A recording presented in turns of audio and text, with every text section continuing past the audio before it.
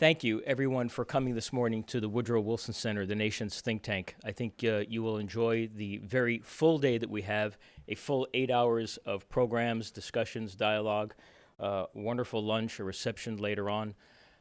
Can't thank you enough for coming from across town, from across the country, and from America's Arctic in Alaska. We are very happy that you are here today. And I appreciate everyone for not only coming today, but also for all of the incredible experts that we have with us today. Wildly successful. We're a packed house. We're streaming live today globally. We have lots of folks watching online.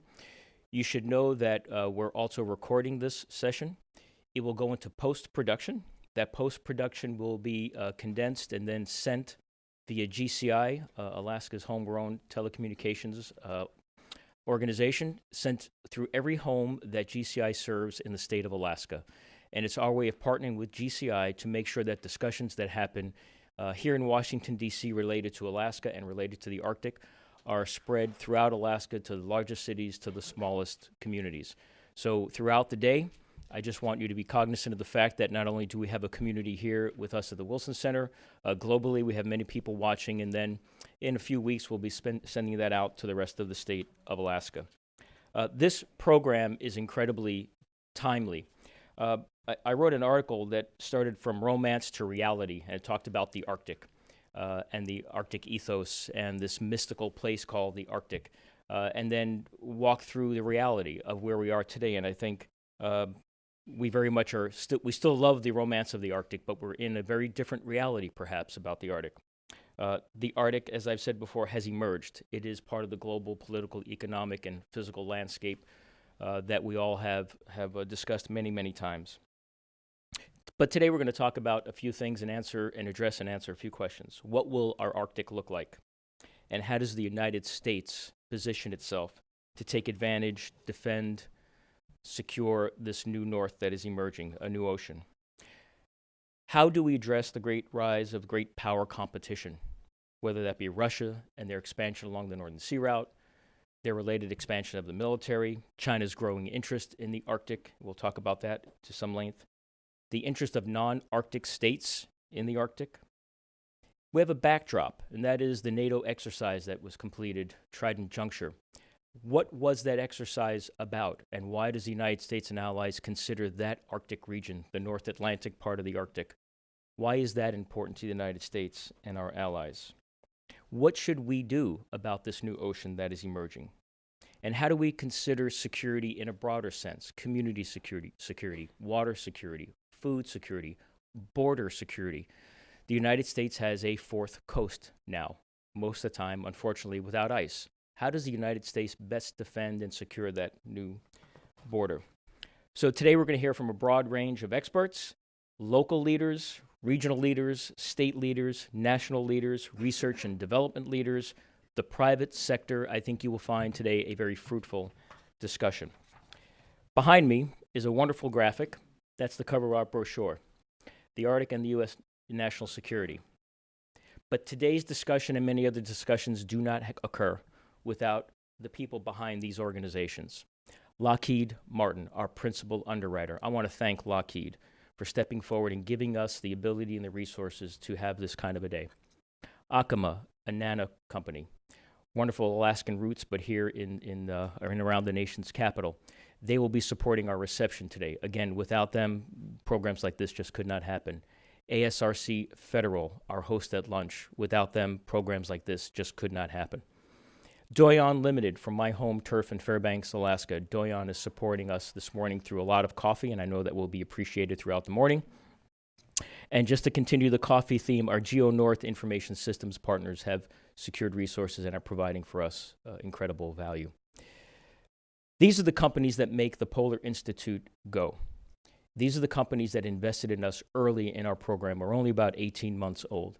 So A2A, the Alberta to Alaska Railroad Group, very early investor in our program. Alunic Corporation from Wainwright, another Alaska corporation, an early investor and continued partner. GCI, I mentioned them, but a wonderful partner in the state of Alaska, but helping us to reach the world. And Nukbiak Corporation, one of the very first investors in our program. I say this because even though we are the nation's think tank and we have support from the federal government, without our corporate friends, we could not do these kind of programs. But far more importantly, they provide expertise to us. They are on panels. We consult with them. They are part of our program. They don't just invest in our program, and I want to thank them all. And for this program, you'll see a lot of these logos. These are organizations, but the people within those organizations that I reached out to help our team craft today. I should certainly highlight General Church Key at the Arctic Domain Awareness Center. This program is an offshoot of something that he led with ALCOM just several months ago, and we built upon that great success. A final note before I introduce our CEO. Today's program is a giant audible. We changed a lot of things in real time, unfortunately, because of the earthquake in the state of Alaska. And of course, our wishes and prayers and hopes are with our friends in Alaska and our families and our friends. But those who could not be here today have sent special messages, including Senator Murkowski and Senator Sullivan. This day was built around them for many reasons, many appropriate reasons. They have both confirmed that they will come back to the Wilson at the start of the new year, and we will hold another session with them. But we're glad that they are in Alaska. That's exactly where we want our delegation, along with Congressman Don Young. But Lieutenant General Bussier, ALCOM commander, could not be here, sends his best wishes, but of course he's there taking care of the nation's interests. And the Deputy Commissioner of Military and Veterans Affairs, Bob Dole, he could not be here, but he is where he absolutely needs to be. So they're providing great leadership to our state in a time of an incredible emergency. But it does provide, unfortunately, a backdrop for today. How fragile, how robust and how fragile the Arctic is, how robust and how fragile Alaska is. And when all of us are thinking about planning, executing, living, working, defending that environment, it's not just about climate change. There's natural hazards that must be brought into focus. So unfortunately, today's event has this backdrop and a fine point on the realities of what it is like to do business in the Arctic, and in that particular perspective, business in Alaska. So with that, it's my pleasure to introduce our Director, President, and CEO of the Woodrow Wilson Center, Jane Harmon. Before Jane gets up, let me just do a brag point here, because we rely on Jane for a lot of things. Prior to leading our center, she served 9 terms as a member of Congress. She is internationally recognized as an authority in U.S. and global security issues and foreign relations. She has served on all major security committees, apropos for today's discussion. Jane, let me just say that I want to remind everyone that you spent 6 years on Armed Services, 8 years on Intelligence Committee, and 8 years on Homeland Security. Not only do we have a great leader in Jane Harmon, but for this particular event, incredible intellectual expertise. Please welcome to the podium our CEO, Jane Harmon.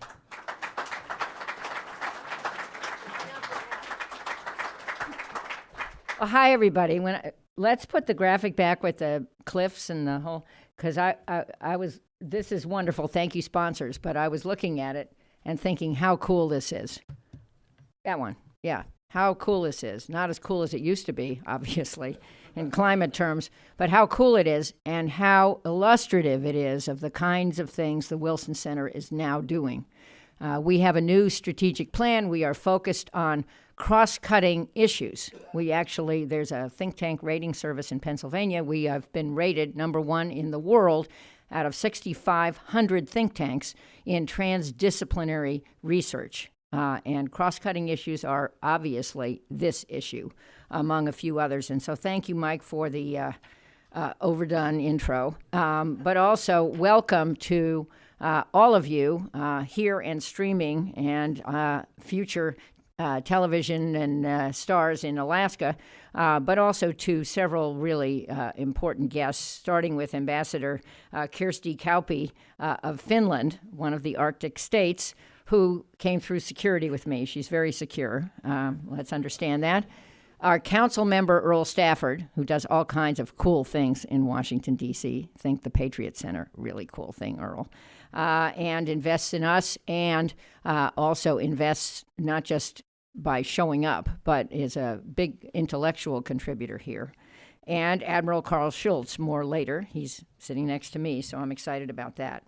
As Mike said, when I came to the Wilson Center 8 years ago after 9 terms in Congress, I figured I knew kind of a lot about security.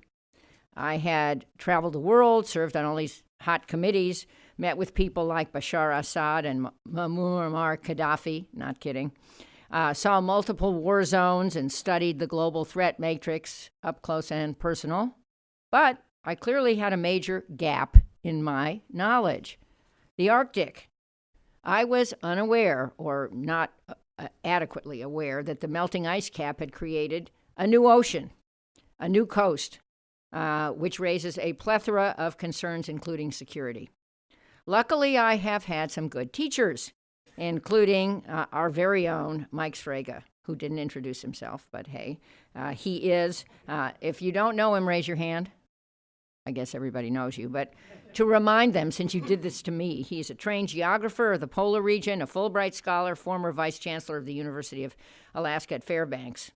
And my other teachers, as he mentioned, were Alaska's 2 senators. And today's event, I think, happened because Senator Lisa Murkowski in particular urged us to do it. And she was going to spend her full morning here. She does that. She's an enormously studious, learning senator. That doesn't apply to every senator, but it sure applies to her. And she's also our appropriator, so we're grateful to her in that way, too.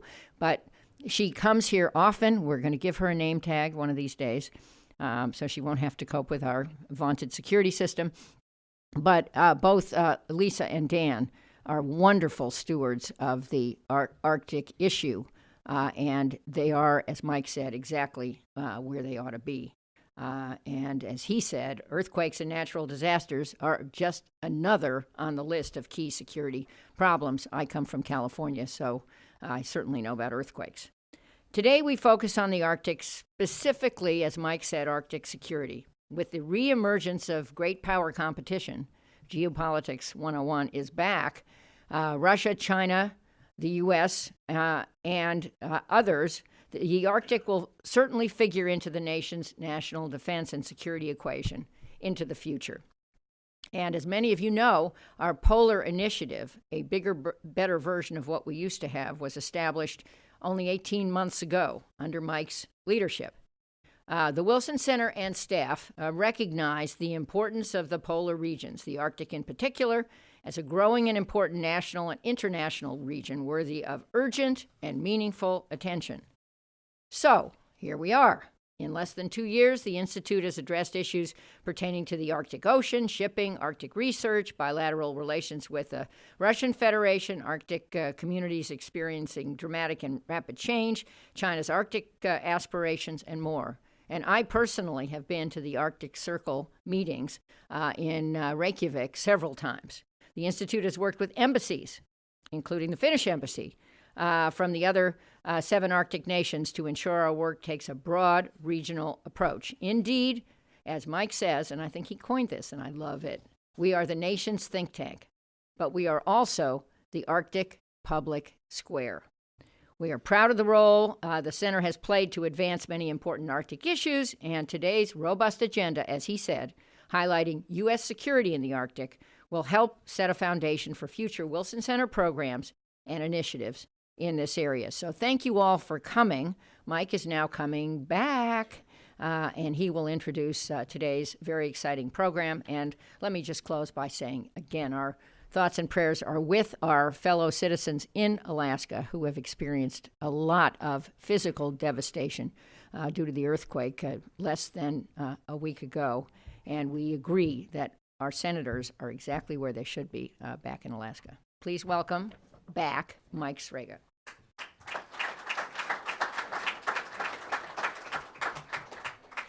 Thank you, Jane. Senator Murkowski certainly did want to be here, obviously, but I'm happy to say that when Senator Murkowski was not able to come, she asked her chief of staff, Mike Pawlowski, to take her place, and I can think of no one better to take her place today than Mike Pawlowski. Many of you know Mike. He is her chief of staff. Perhaps most importantly, he's a lifelong Alaskan.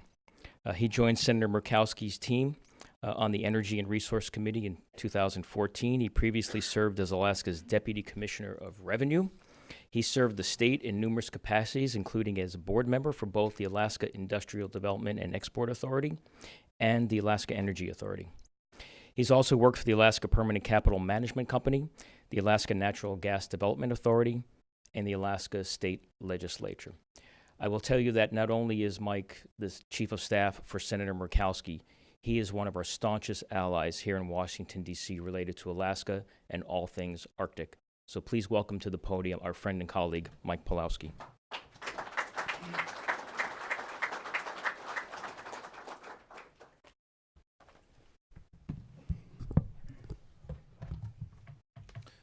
Thank you for that kind introduction, Mike, and the warm welcome this morning. As everyone has said, the earthquake that happened at 8:30 in the morning on Friday has taken the senators to Alaska, and Senator Murkowski absolutely sends her regrets that she couldn't be here today, but as everyone has said, they're where they need to be. I think the other thing I'd say about what we've seen in Alaska is the value of training and exercises aren't readily apparent to most Americans. Our first responders, our military, and our Coast Guard constantly drill and constantly work. And as an Alaskan, I'm deeply thankful, as I know the Senator is, for the remarkable performance of everyone, from the local to the state to the federal level, that came together immediately in the aftermath of the earthquake on Friday morning, through the aftershocks all through the weekend. And the way it has been a flawless response, and the way there has been little to no injuries and no deaths. And I know what's flying around on social media in Alaska is it's Hug an Engineer Week because of the remarkable work that was done. But we also need to remember the first responders and the coordination that they've done in all of the training at the edge of the world to get ready for these types of things. So Senator Murkowski sends her apologies and appreciates you allowing me to deliver her prepared remarks today about an issue that's really only growing in importance. And so on October 30th, Russia's largest floating dock in Europe, located near Murmansk, sank, damaging the aircraft carrier Admiral Kuznetsov in the process. The 80,000-ton dock is reportedly the only location for Russia's largest naval vessels to go for repairs and upgrades. The dock now sits in 130 feet of water, and while the Russian government decides whether they can lift the dock to the surface, it impedes navigation in the area and, perhaps of greater significance, delays the Russian Northern Fleet's ability to modernize its largest vessels, including its largest strategic submarines. The cause of the sinking? A power outage. I bring this up because for all of Russia's military power in the Arctic, it is still reliant upon infrastructure. And it is a reminder of our own need for infrastructure in the Arctic. A reminder that our closest deep draft port to the Arctic is Unalaska, 800 miles away. A reminder that if we want our military to be successful and to successfully operate and project power in the Arctic, we need infrastructure, which necessitates that the Arctic be a government-wide priority. Regrettably, we have not seen the coordination bodies like the Arctic Executive Steering Committee previously provided. And while the Department of Defense and the Department of Homeland Security, thanks to the works of members like Senator Sullivan on the Armed Services Committee and Senator Murkowski on Appropriations, are taking an active role, coordination across government and with state and regional entities is not sufficient to truly project America's interests in the Arctic. Organization alone, however, will not make us an Arctic power. That requires a physical presence in the region, both military and civilian. The significant American contribution to Trident Juncture 2018 is a welcome investment in that regard. 20,000 U.S. forces participated and not only gained both critical weather training, cold weather training, and coordination with our NATO allies, but also demonstrated the United States' commitment to the region. Senator Murkowski was in Iceland just before the Trident Juncture exercise took place, and the American participation was certainly noted by the Icelandic officials she met with. The USS Iwo Jima was actually in port for the training exercises at the time and offered an open ship tour, which I understand was greeted with long lines by the local population. Certainly, a welcome and significant American presence for the people of Iceland at a time when their national government is led by a political party that is not as pro-NATO as prior governments have been, and Chinese investment is on the rise. As Senator Murkowski was reminded in her meetings, following Iceland's 2008 financial crash, it was not the United States or the EU who was there for Iceland. but China and Russia. And it is China looking to establish a commercial port facility in the northeast area of Iceland that would be ideal for an Arctic search and rescue hub. But it is not just Iceland where we need a greater physical presence. Greenland is also seeing an increase in Chinese investment, particularly in mining operations, including one mine not too far away from Thule Air Force Base. For the last couple of years, Senator Murkowski has been advocating for U.S. consulate office in Nuuk. We think we need to think strategically about this, particularly as it relates to the United States military presence at Thule. At the moment, Iceland is the only country with a diplomatic office in Nuuk. Greenland may or may not be on the path towards independence from Denmark. If they do become independent, and we have a consulate there already, then we will have had political representation on the island for several years prior and will be in a good position moving forward in that new relationship.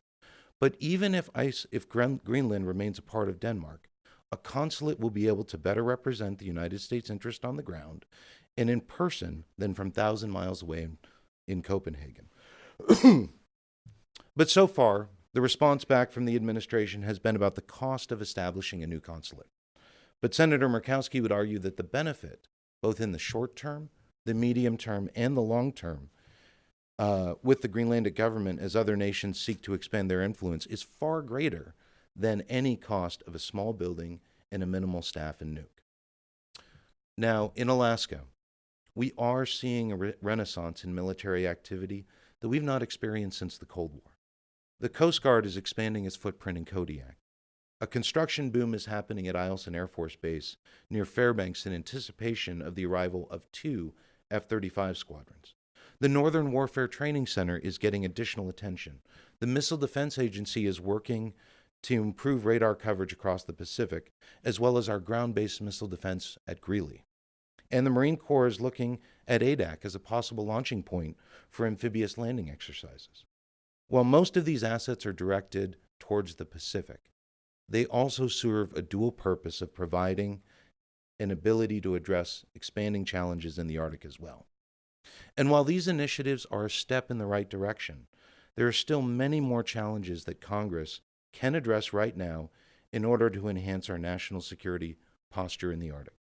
The first is figuring out how to augment our maritime presence. The answer is simple.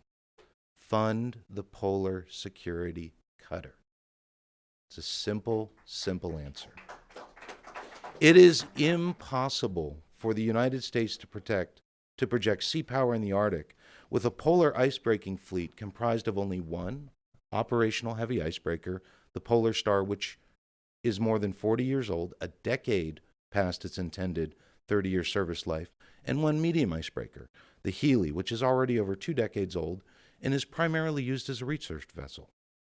A fleet of polar security cutters would provide assured, year-round access in the polar regions. These vessels can project sea power anywhere, anytime, and are fully interoperable with interagency and international stakeholders to carry out national defense and national security operations. They will allow us to continue to engage with our fellow Arctic nations, our allies, and our strategic competitors.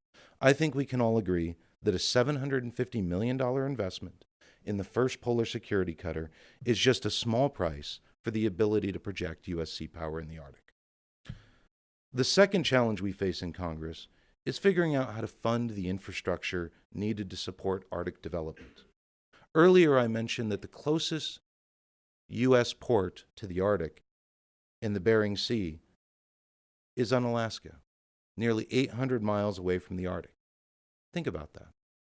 That's like saying the closest port to New York is Miami. That's the challenge that we face.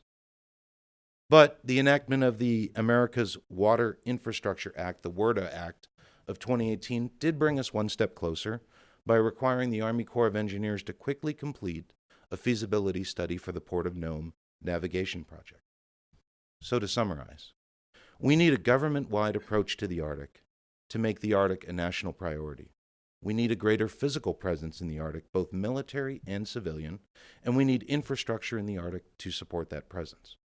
Senator Murkowski continues to work on legislation to support a more integrated approach to the development of the Arctic, and Arctic policy at the federal level, with a special emphasis that we must always remember, which is local traditional knowledge and the indigenous peoples of the Arctic, as well as new ideas to support commercial investment and activity in America's Arctic. One idea is to do more to promote infrastructure and support some of the economic upsides from the increase in commercial traffic, commercial vessel transits in the region, in a way that both protects the environment and biodiversity in the ocean, which, remember, the indigenous people look to as a primary source of food. Senator Murkowski will be pushing her colleagues to provide the resources to make this happen. But we need to ensure that the Arctic is not viewed as an Alaska-only priority. And all of your work, both at the Wilson Center and across your respective agencies, are critical to that. As Alaskans, as the delegation, we thank you deeply for all the effort you're putting into showcasing this emerging region. And it requires agencies and departments in the Arctic to include that region in their priority lists and to push on fellow departments to do the same. The Coast Guard has been a leader in this, and the Department of Homeland Security deserves special recognition, so thank you for all of the effort you've done. And it will also include our Arctic neighbors continuing to raise the importance of the Arctic in their meetings with U.S. officials. To Finland, thank you for all the advocacy you've done in that regard. All of us together, working together, can help Americans understand that it is not just about the Arctic, but it is about our Arctic, the American Arctic, and whether the United States wants to be a leader in the region or cede that position to other Arctic and, more importantly, non-Arctic nations. With that, I'd be happy to take a few questions, and thank you all for letting me pitch hit this morning.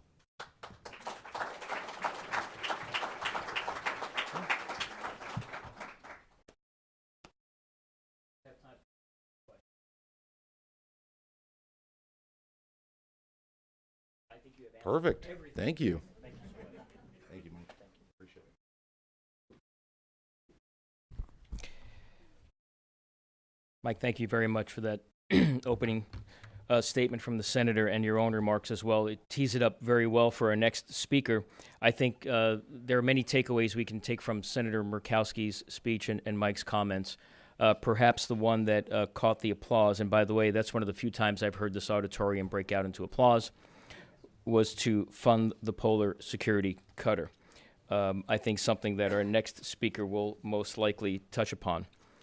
So our next speaker is Admiral Carl Schultz. He assumed the duties of the 26th Commandant of the United States Coast Guard on June 1st, 2018. He previously served from August 2016 until May of 2018 as Commander, Atlantic Area, where he was the operational commander for all Coast Guard missions spanning 5 Coast Guard districts and 40 states. He concurrently served as Director, DHS Joint Task Force East, responsible for achieving the objectives of the DHS Southern Border and Approaches Campaign Plan throughout the Caribbean Sea, Eastern Pacific region, including Central America. Now, you might be wondering, with that type of portfolio, why is he here to speak about the Arctic? Because he is the Commandant of the Coast Guard, and the Coast Guard plays an incredibly important role in the Arctic and in America's Arctic. He has been, as many of you know, a strong, visible, and vocal proponent of the Arctic and the Coast Guard in the Arctic. We know the Coast Guard has a highlighted role here, but many of us wonder how we can support the Coast Guard in their role and how we can better coordinate and leverage the assets across a whole-of-government approach. I think we'll hear some of that today from the Commandant. After the Commandant speaks, he will join me at the podium here, and we will have a little discussion and really open it up for questions from the audience. So with that, would you please welcome to the podium Commandant Schultz.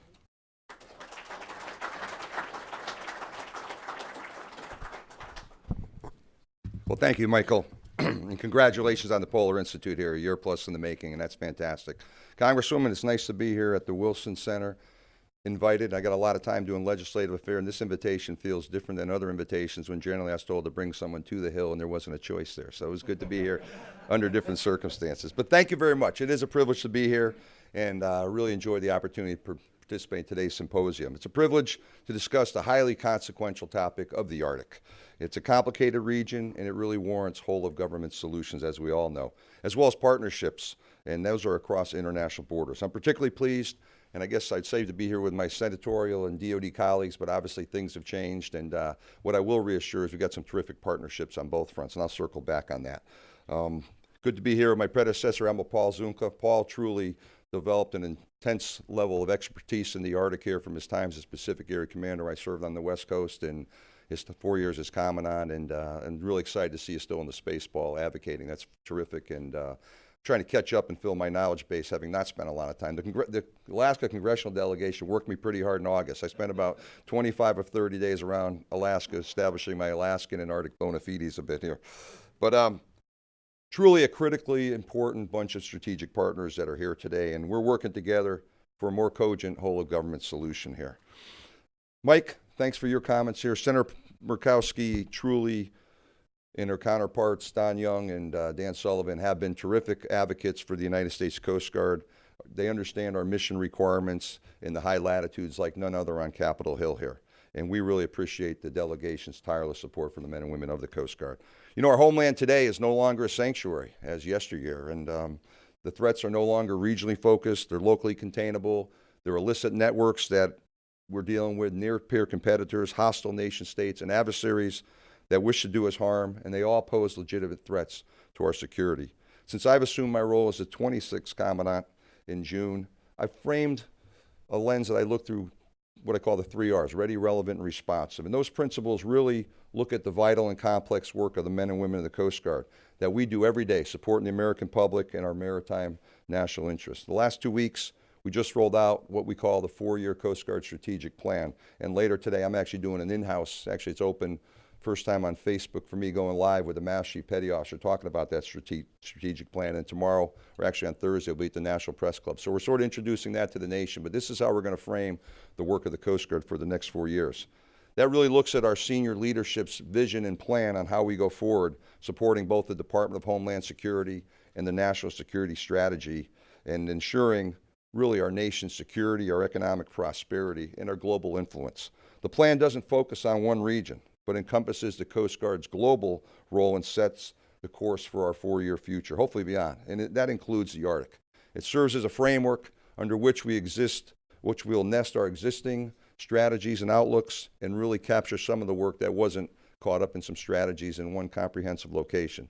It's firmly grounded in the understanding that our global operating environment is complex and the change around us is really moving at an accelerated pace, unlike ever before. It's also driving our update to an Arctic strategy, and we're going to roll that out early in calendar year 2019. Teams working on that now. And later today, you'll hear from one of our Coast Guard experts with a little more fidelity on what's going on that front. But this morning, I want to focus my remarks on really 2 topics. The Arctic as an increasingly important geostrategic region, as it impacts the Coast Guard and our nation's pressing and enduring needs in the high latitudes. We have an obligation to the citizens of this country to be prepared to safeguard the nation's security, prosperity, and our global influence today and well into the future. And as those challenges grow more complex, the need for that ready, relevant, responsive Coast Guard has never been greater. We've been an Arctic nation since 1867 when we purchased Alaska from Russia, as we all know. And the Coast Guard operations in the Arctic have a long and enduring history. And while our missions have evolved, though, in the last century and a half, our national commitment to the region is arguably not quite as much advanced. In June, during a visit to Alaska, Secretary of Defense Jim Mattis noted America has to up its game in the Arctic. There's no doubt about that. He went on to say, and I quote, "The reality is we're going to have to deal with the developing Arctic, and it is really developing." Lastly, he pointed to the Coast Guard as really the face of the United States military in the Arctic region. I'm going to correct Michael on one thing. When he talked about the response in Alaska, he says the military and the Coast Guard. Michael, I'm going to ask you to say the military including the Coast Guard, because that's an important distinction that's often lost on folks. But I think what the SecDef really did, and I think it helped raise the national discussion, was there's unarguably increasing roles for the Coast Guard and for our nation like never before. The Arctic's becoming increasingly accessible at a time when global interests in energy, clean water, subsistence continue to intensify. The region holds vast resources, from oil, gas, and minerals to the productive Bering Sea fisheries that are migrating north. The amount of human activity is on the rise, and that's evidenced by increases in expeditionary cruise ship traffic, record-setting volumes of trade occurring across the northern sea route. The ice reinforced roughly 3,600 TEU. That's the boxes we see on container ships. Size container ship Maersk Venta just did a northern sea route transit in the end of September. And while it was only exploratory when you listen to Maersk's assessment of the trip, I think that's truly a testament that folks are pushing in to try to do some things we haven't done before. And I think that's a harbinger of what the future holds. With receding ice and human activity on the rise, the Coast Guard's responding to an increasing mission demand in the Arctic. This past summer, I traveled to Arctic, including getting up to Nome a bit, and witnessed the cruise ship. Now, that was a cruise ship that handled only a few hundred passengers, what we call one of those expeditionary cruises. But the Crystal Serenity has made multiple trips with 1,500 souls on board.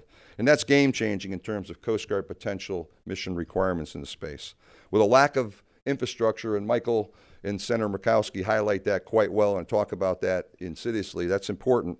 There are additional safety concerns, demonstrating the need for Arctic response and regulatory capability.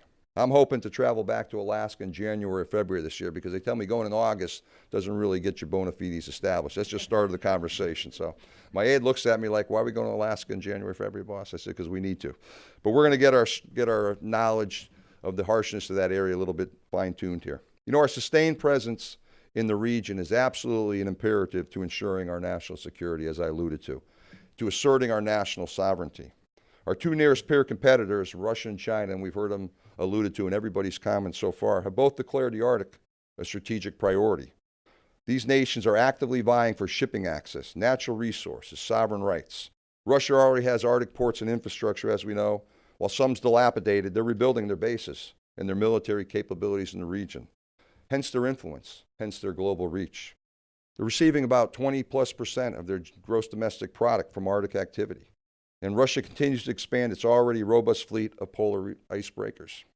According to a 2017 CRS Congressional Research Service report, Russia's got about 46 plus icebreakers, and I believe 7 of them in the nuclear range, and they're steadily expanding their fleet, up to 10, 11 additional ships under construction. And let's talk about China for a minute.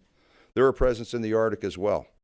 In the not too distant past, the Arctic was generally the concern of the 8 Arctic nations with direct access. And the East was removed by natural barriers. But China's increasing interest and presence in the region and the observed impacts of climate change have really changed everything.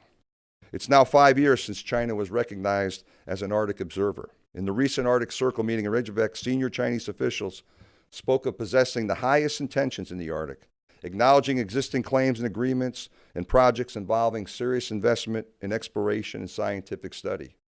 The rhetoric was intended to convey a responsible and collaborative tone. But I hearkened to comments by Senator Coons at the recent Halifax International Security Forum, which I had the privilege of attending. Secretary Coons notes, China has clients, customers, and nervous neighbors, but they don't have any relationships based on respect for the values in the way the United States does. And I thought that was really pretty compelling and thoughtful. China's playing the long game to reshape the global balance of power, declaring itself a near-Arctic state and recently issuing its Arctic policy. China is attempting to establish access and characterize the region as a global commons. They're investing significantly, including in the Russian LNG project on the Yamal Peninsula, with an approximate 30% financial stake in that undertaking. And China, with its Polar Silk Road Initiative, has linked same to its One Belt, One Road Initiative back in 2017. With the domestically built and recently launched second research breaker, the Shuilong 2, and plans to build a heavier polar icebreaker, China is committed to the future in the Arctic. Their influence is only going to expand. Watching China's behavior across the globe, it's hard to not see its activities and interests in the Arctic as anything but an overt claim to power, pure and simple. Facing this surge in global strategic competition with increasingly sophisticated and resourced adversaries, the Coast Guard finds itself weighing the words of Secretary Mattis in his paradigm when we talk about great power competition. He talks about cooperating where we can and vigorously competing where we must to promote American values and influence around the globe. I would say for the Coast Guard, the Arctic is absolutely on the competing vigorously part of the continuum. Thriving in situations that require nuanced response below the threshold of armed conflict, That's where the Coast Guard fits remarkably well. We're committed to free and fair access to the high latitudes, to the oceans across the world. And as the national security strategy indicates, competition doesn't necessarily have to lead to conflict. The Coast Guard's actively involved with the 7 other Arctic nations through multiple forums. We build trust and prevent conflict through diplomacy and cooperation in venues like the Arctic Council, the Arctic Coast Guard Forum, the North Pacific Coast Guard Forum, the International Maritime Organization, and through both formal and informal bilateral relations with many nations. For example, the Arctic Coast Guard Forum is a vitally important group of Coast Guard agencies across the globe, and together we operationalize treaties and agreements. Last year was the first ever Arctic search and rescue exercise, and that included participation by one of our 270-foot medium endurance cutters out of Boston that shipped over to Iceland for the drill.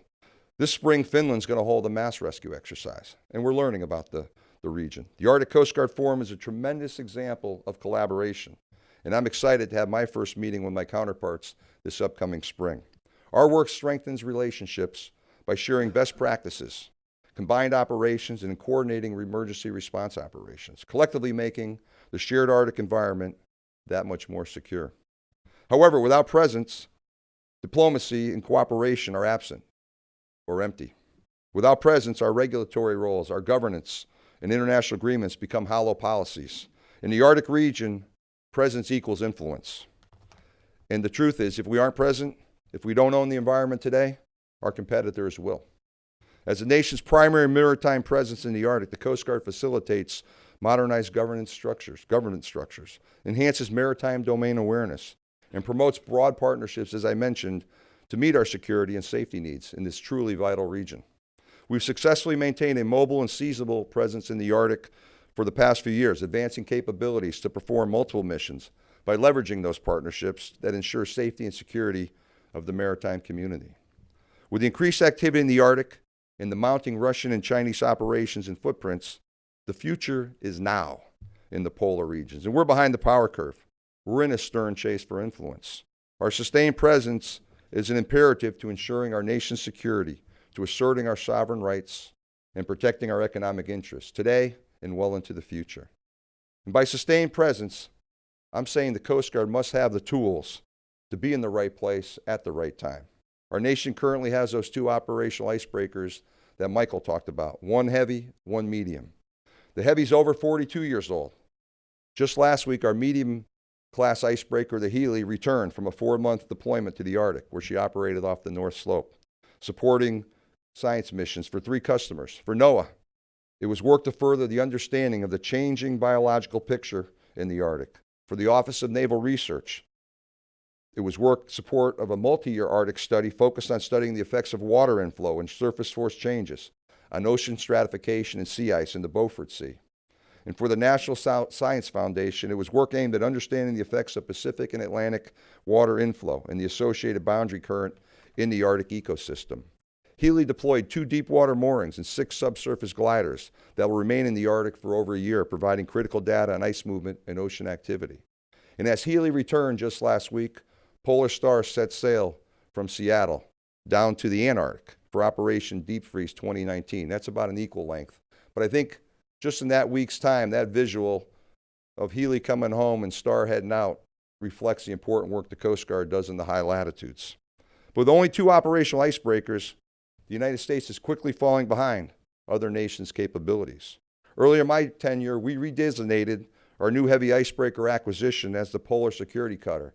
And it thrills me to hear people use that lexicon because I think it's absolutely where the conversation is today. It denotes our future assurance of national security, of sovereign rights and economic interests in the polar regions. Since assuming my duties, I spoke of and I continue to speak of a polar security acquisition strategy known as what I'll call the 631 approach. We need to build 6 icebreakers, at a minimum 3 which will be heavy or polar security cutters, and we must build 1 right now. And the Coast Guard, as the Coast Guard's yet to receive a fiscal 2019 appropriation here, we weren't part of the deal that was cut here with DOD and a couple other federal agencies. We fall under the Department of Homeland Security. I eagerly await the House and Senate conferencing of our bill. The President included that $750 million line item, and I'm guardedly optimistic that we've got the right supporters on both sides of the aisle here and both sides of the hill. They're going to get us over the goal line. $750 in this year's budget will truly put us on the start of a trajectory for mission success in the Arctic. So continued investment reflects our interest and standing as an Arctic nation and affirms the Coast Guard's role in providing presence in the polar region for decades to come. And just yesterday, in conjunction with the Department of Homeland Security Science and Technology Directorate, we ventured into space with the Polar Scout project, putting 2 shoebox-sized 6U-cube satellites launched from Vandenberg Air Force Base in California into a low Earth orbit on a rideshare arrangement with spacecraft from 17 different countries. That's pretty exciting. The CubeSats can download data to 2 ground control stations. One happens to be at our United States Coast Guard Academy in New London, Connecticut, the other at the University of Alaska Fairbanks. The 2 CubeSats named Yukon and Kodiak are specifically tailored to detect 406 megahertz emergency distress beacons. That'll enable our rescue work. The Polar Scout initiative should also provide valuable insight on the process, costs, and feasibility of acquiring and using organic satellites to enhance mission capabilities in the Arctic and the Antarctic. We're hoping the use of such satellites may help improve communications, a problem factor for our operations to date in the region. Also, they'll assist in monitoring large areas for illegal activity and help assist mariners in distress. So in closing, while we focus our efforts on creating a peaceful and collaborative environment in the Arctic, we're also responding to the impacts of increased competition in this strategically important region.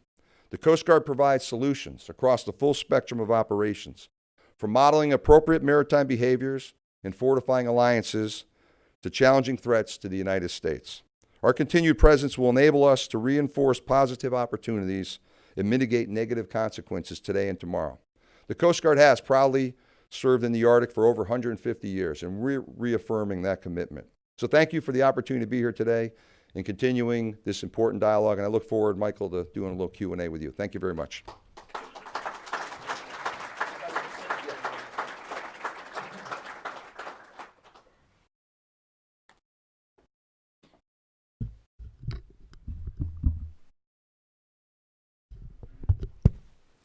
Commandant, thank you very much for that robust discussion. One of the most substantial we've had here in a while on the Coast Guard.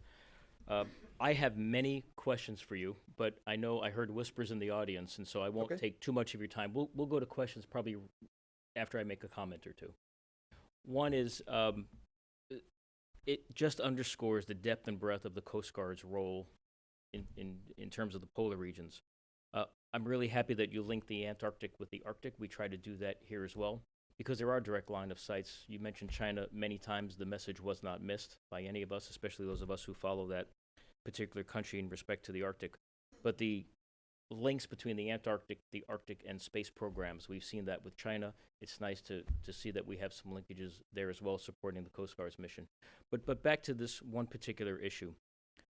We'll talk about the Polar Security cutter, I am sure. And I would say that take this in a very good way, the marketing of that is exactly what it needs to be, because that's what it is. And we have now taken that language into our documents and into our dialogue as well. But the idea that one of the roles of the Coast Guard to support research, to understand what's happening in this changing Arctic, and to have that research analyzed by competent researchers, so data into research and research that informs policy. I think that's a really important piece that you teased out there. It certainly is something that we've talked about here. Perhaps you can talk just a little bit more about what you see in terms of the role of the Coast Guard in just that, your role in not only defending the United States, all of your missions, but in support of research that can inform policy.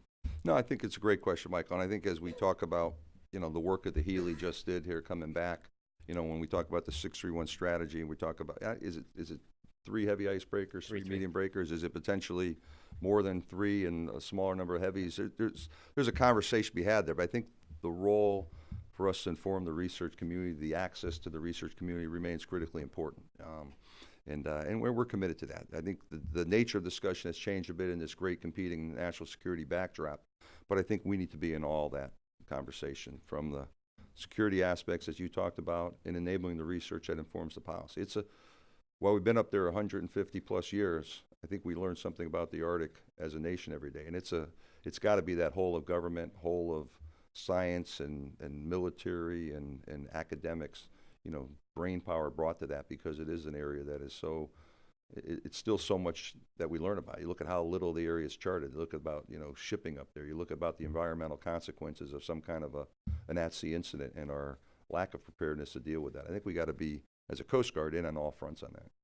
You mentioned charting. I promised we'd go to the audience, but let me just bring that And up. that's in your wheelhouse. So if you ask me questions, I'm going to probably stand those right back to the Yeah, geographer. well, here. then let's not go there then. Well, no, we'll go there in this sense, is that you have so many demands on your mission sets. There are other places, other coasts, and other work to be done. How does leadership approach the balance in all of that? Because I know our delegation and many of us would like more focus on the Arctic, but you have many things to balance. Can you just share with us a little bit of insight from your position on how you go about balancing that? Sure, and I would say on Paul's watch and then the 24 commandants before Paul, I think the challenge that always conflates or confronts Coast Guard leadership is more mission demand than budgetary resources. Those choices. We look at and make risk-based decisions on everything we do. When we surge to the eastern Pacific Ocean because of the uptick in cocaine being produced in the what we call the source countries, mostly Colombia, that's at the expense of fisheries in New England or the Gulf region. It's a zero-sum game. So it's all risk-based, allocation of finite resource. I call it high demand, low density, low availability assets. So that's our space. The Arctic, though, Paul, Bob Papp before him, Thad Allen really, I think, upped the game on the conversation. We've been in this discussion for a decade plus here.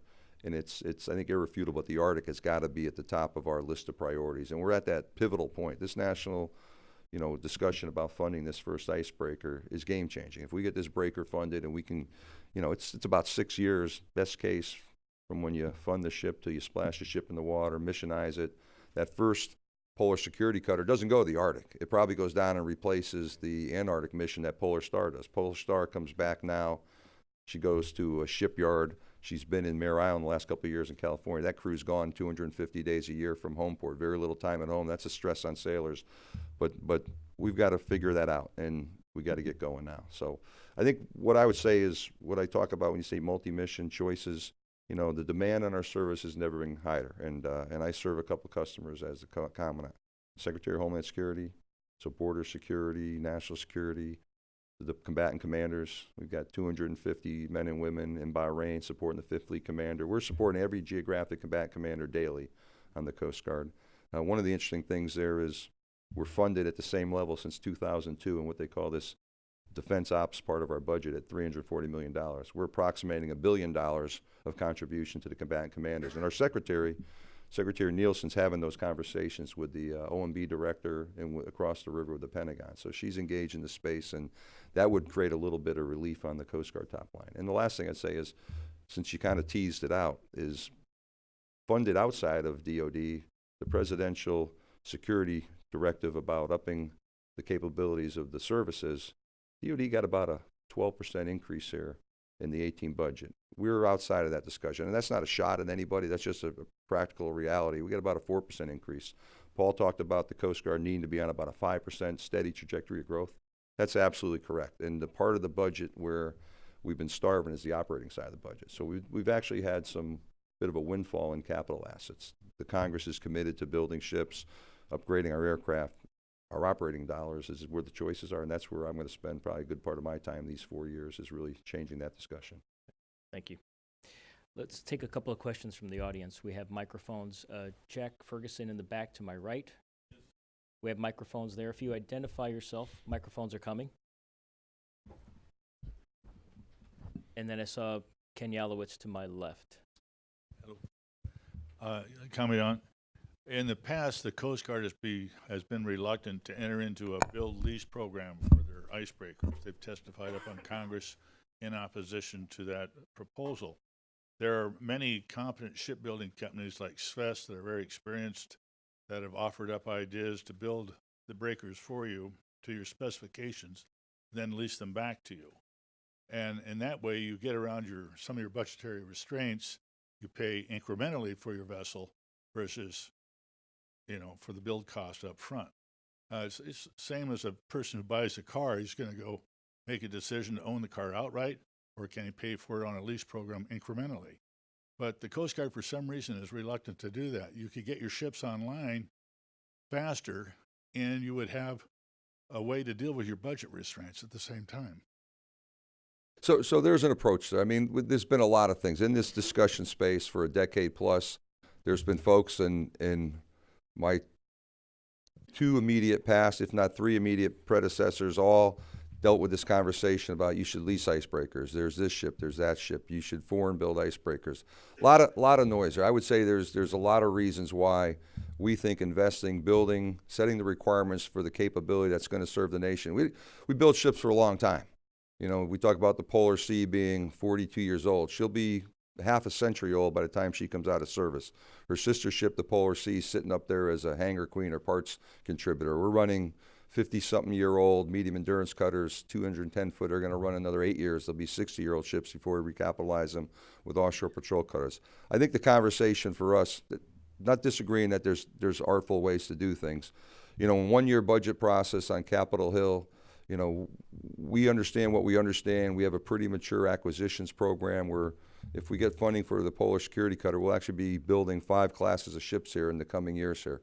I think the model that we've embraced looks at our requirements. It looks at multi-mission requirements, the ability to bring in spaceway power. We'd like this Polar Security Cutter to have the ability to have a sensitive compartmented information facility on board. There's a lot of things here, and there's some military aspects to that. There's some aspects on survivability and things like that, and there's just different conversations. I'm not dismissing your ideas, sir. I'm committed, and I think a lot of work by my predecessors to fend off this stuff. In many regards, at this point, we're on a trajectory that I think gets us to the right answer for the nation, and I'm sort of taking that lease build conversation and sidelining it and focused on getting this first Polar Security Cutter funded. We've engendered the support of both sides of the Hill, and personally, to me, that's the right solution, and that's where my focus is. Thank you. Ambassador Yalowitz. Thank you. Ken Yalowitz, as Mike said, retired U.S. Ambassador now at Georgetown. Admiral, thank you very, very much. That was a terrific presentation. I wanted to ask you about something that has not been mentioned today, and that is the Law of the Sea Convention. I wanted to ask you sort of, if we were able to finally ratify that, what influence will that have on your work, and how important is that to you? Well, Ambassador, I think you've seen the sea services, heard the sea services for quite some number of years talk about, you know, the benefits of ratifying the Law of the Sea Convention. I think, you know, our subsea mineral rights, the extended outer continental shelf, that's all part of that discussion. You know, as having spent about 7 of the last 15 years on Capitol Hill, that's a conversation that generally starts in the administration or the Senate Foreign Relations Committee. If asked, I would tell you my inclination would be to support ratification of the Law of the Sea Convention, but that conversation needs to start elsewhere in Washington. But I think arguably it enhances our rights, our ability to protect things that we believe are subject to U.S. sovereign interest. And it gives us a voice here in the international arena, you know, and enhanced credibility. Those are inarguable positions. Thank you. Please. We have a microphone coming. If you just introduce yourself as well, I would do. Good morning, Dan Schaffer from Lockheed Martin. Thanks, sir, very much for your remarks this morning. You mentioned the services, and you also mentioned the combatant commander. And I know that you've also said that in the course of the next year, the next few months, you'll be coming out with a strategy that is comprehensive. So the question I have for you this morning is, how does your strategy or the requirements that you've laid out, how do they dovetail with what you're hearing from Northcom, those kind of conversations, and also the conversations you're having with the Navy? Sure. First off, we do have a strategy. This is an update to our strategy. We've had an Arctic strategy that's been on the street for a few years, so we're going to update that. We're working with our DoD counterparts. They absolutely will be complementary. The Secretary of the Navy has been very much engaged on pushing the Department of the Navy on that strategy. Terrence O'Shaughnessy at Northcom, obviously a lot in his plate here with the missile defense conversation, supporting the department here that I reside in, Coast Guard resides in on the southwest border right now. But there's good crosstalk. We're going to work collaboratively on that and different things. You know, I look at the United States Navy, there's a lot on their plate right now. I mean, you look at missile defense in the Med, you look at the increasing, you know, challenge set in the South China Sea. You know, we used to see a lot of the United States Navy here in the Western Hemisphere, and that presence has been defaulted to the Coast Guard. So there is an ongoing dialogue. There's been some pressure from various camps on the Hill.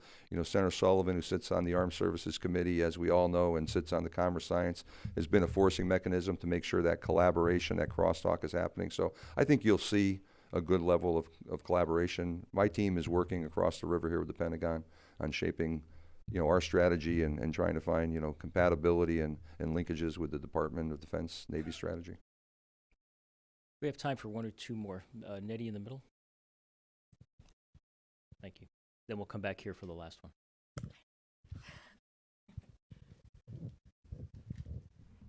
Thank you. I'm Nettie LaBellehamer. I'm the director of the Alaska Satellite Facility at the University of Alaska Fairbanks.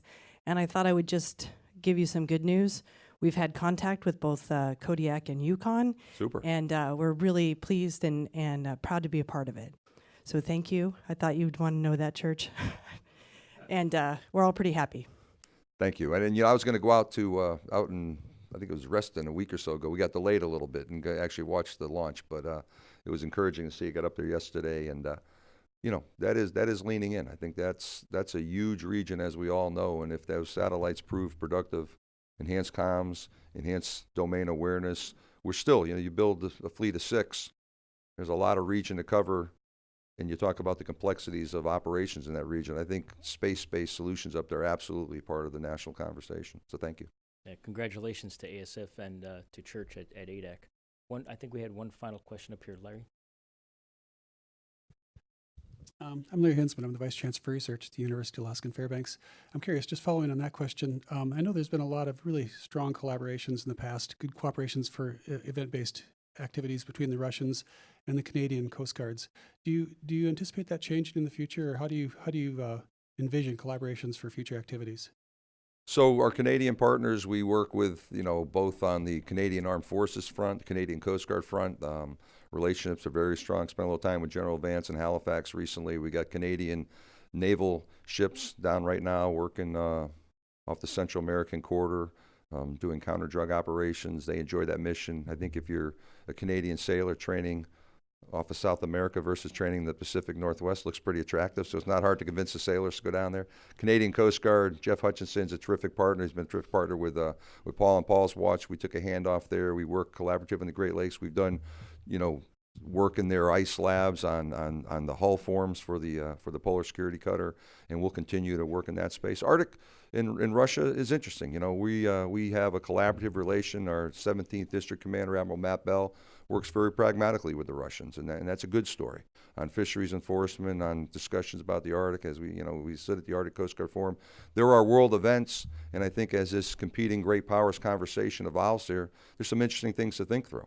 We have a refresh of a memorandum of agreement, and I'll pivot a little bit just to the China conversation. We've been putting Chinese ship riders on Coast Guard large ships, for a quarter century here, and 2019 sees the renewal for our memorandum of agreement. Back when that agreement was penned, the Chinese didn't have a much bigger Coast Guard than the United States Coast Guard and the kind of reach they do and the number of ships.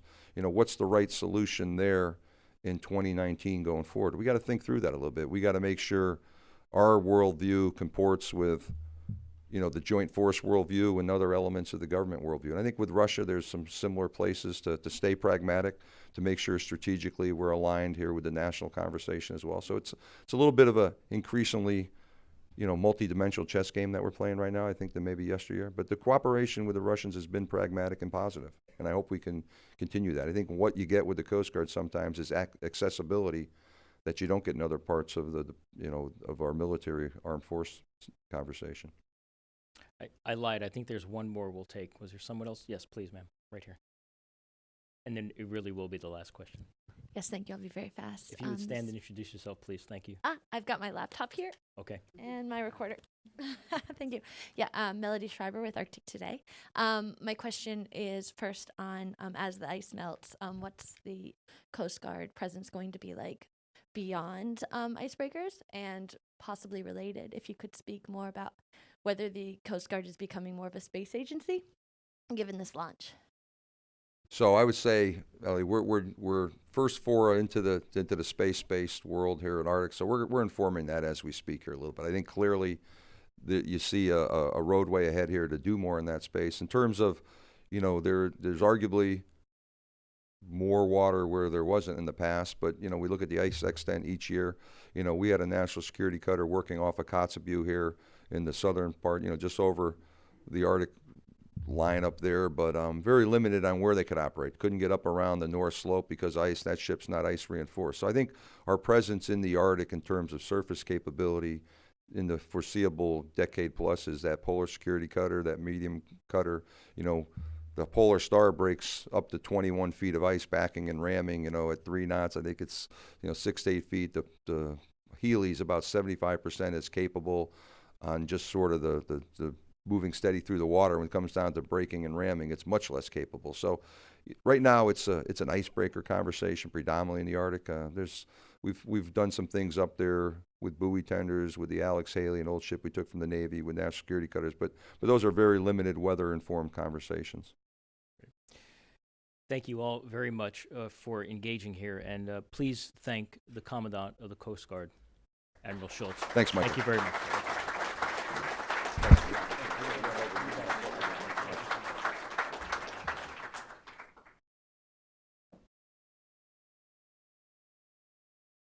Well, it's already been a full morning, and we're not quite done yet. So I would invite the first panel to the tables. We'll put some name plates out. The first panel I will moderate, I will chair. It is strategies for a new Arctic. We heard a lot of discussion about the strategies of the different branches of the military, and what I've asked my colleagues to do here is, from each of their perspectives, speak about where they are in terms of their current strategies. You can come on up as I introduce you. Their current strategies, and we'll have a little discussion amongst ourselves. Shannon, why don't you come? You'll sit to my left here. And then we'll engage with the audience as well. So as we get set here, we'll be back in a second. Come on up.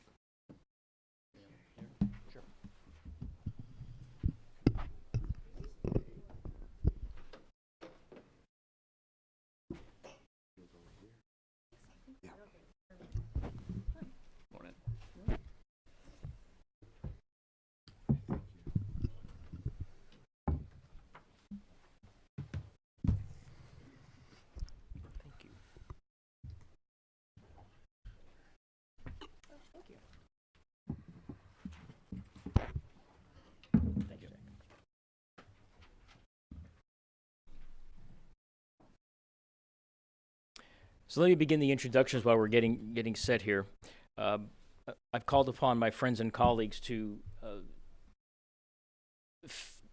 describe where they are in their current work, but I think it works really well in terms of what we heard this morning from Jane Harmon, Mike Pulowski, and certainly Commandant Schultz, in terms of where the nation's effort is going in policy generation, strategies, and vision forward.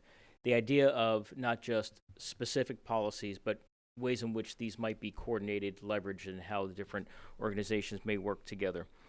What I have here on the stage are colleagues and friends that I work with often, rely on often, and have done great work.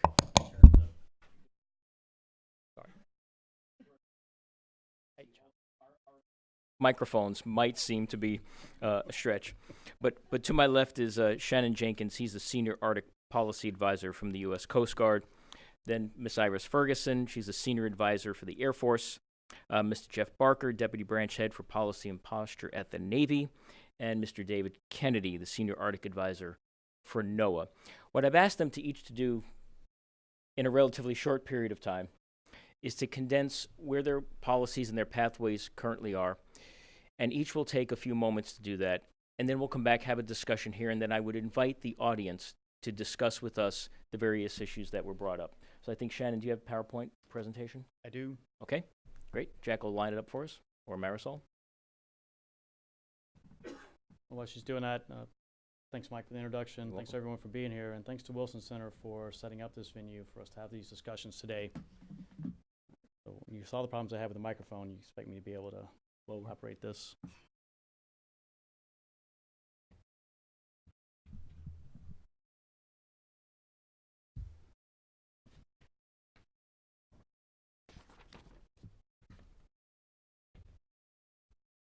There you go. Great. Thank you, Shannon. Absolutely. So before I talk about our strategy, I'm going to spend a few minutes to step back a little bit and talk about why we have an Arctic strategy.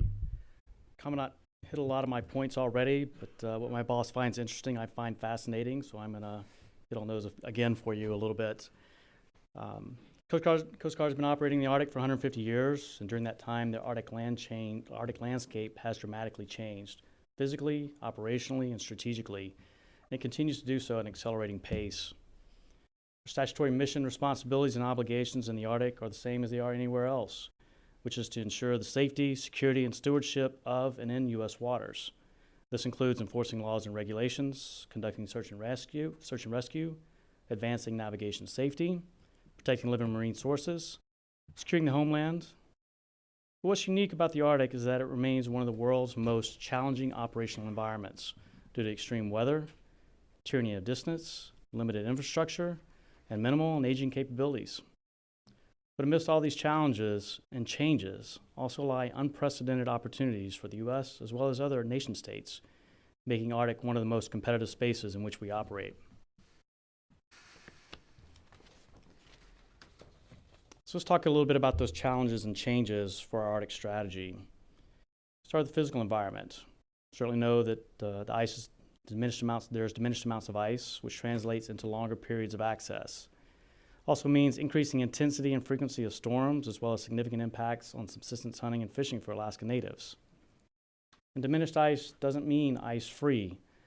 Single-year ice melts. We're finding that larger amounts of higher, thicker, denser multi-year ice are moving in to fill that void.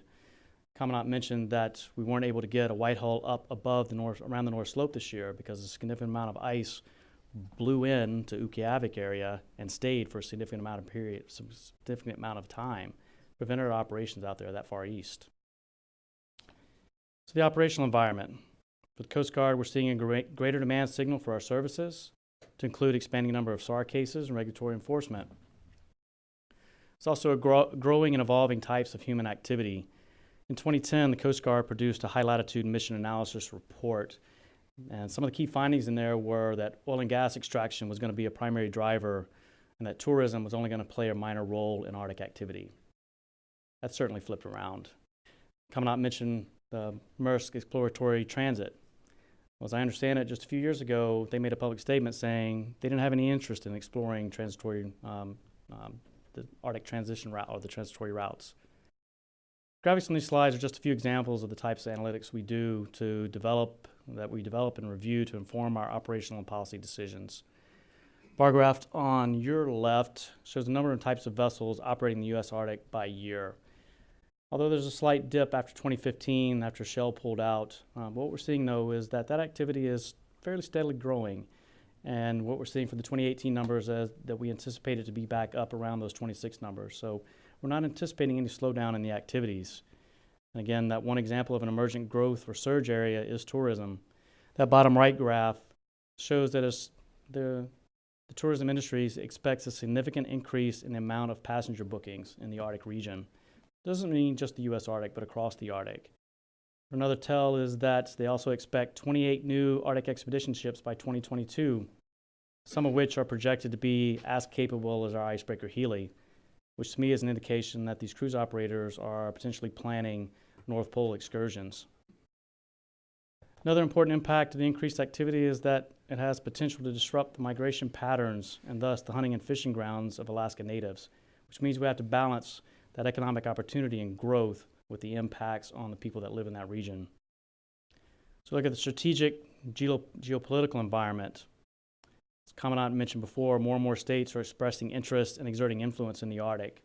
One tell of that is the Arctic Council, where now we have almost double the number of observer states as we do the member states. South Korea has had a research vessel in the Arctic for the past several years, and Japan recently released an Arctic strategy language as well.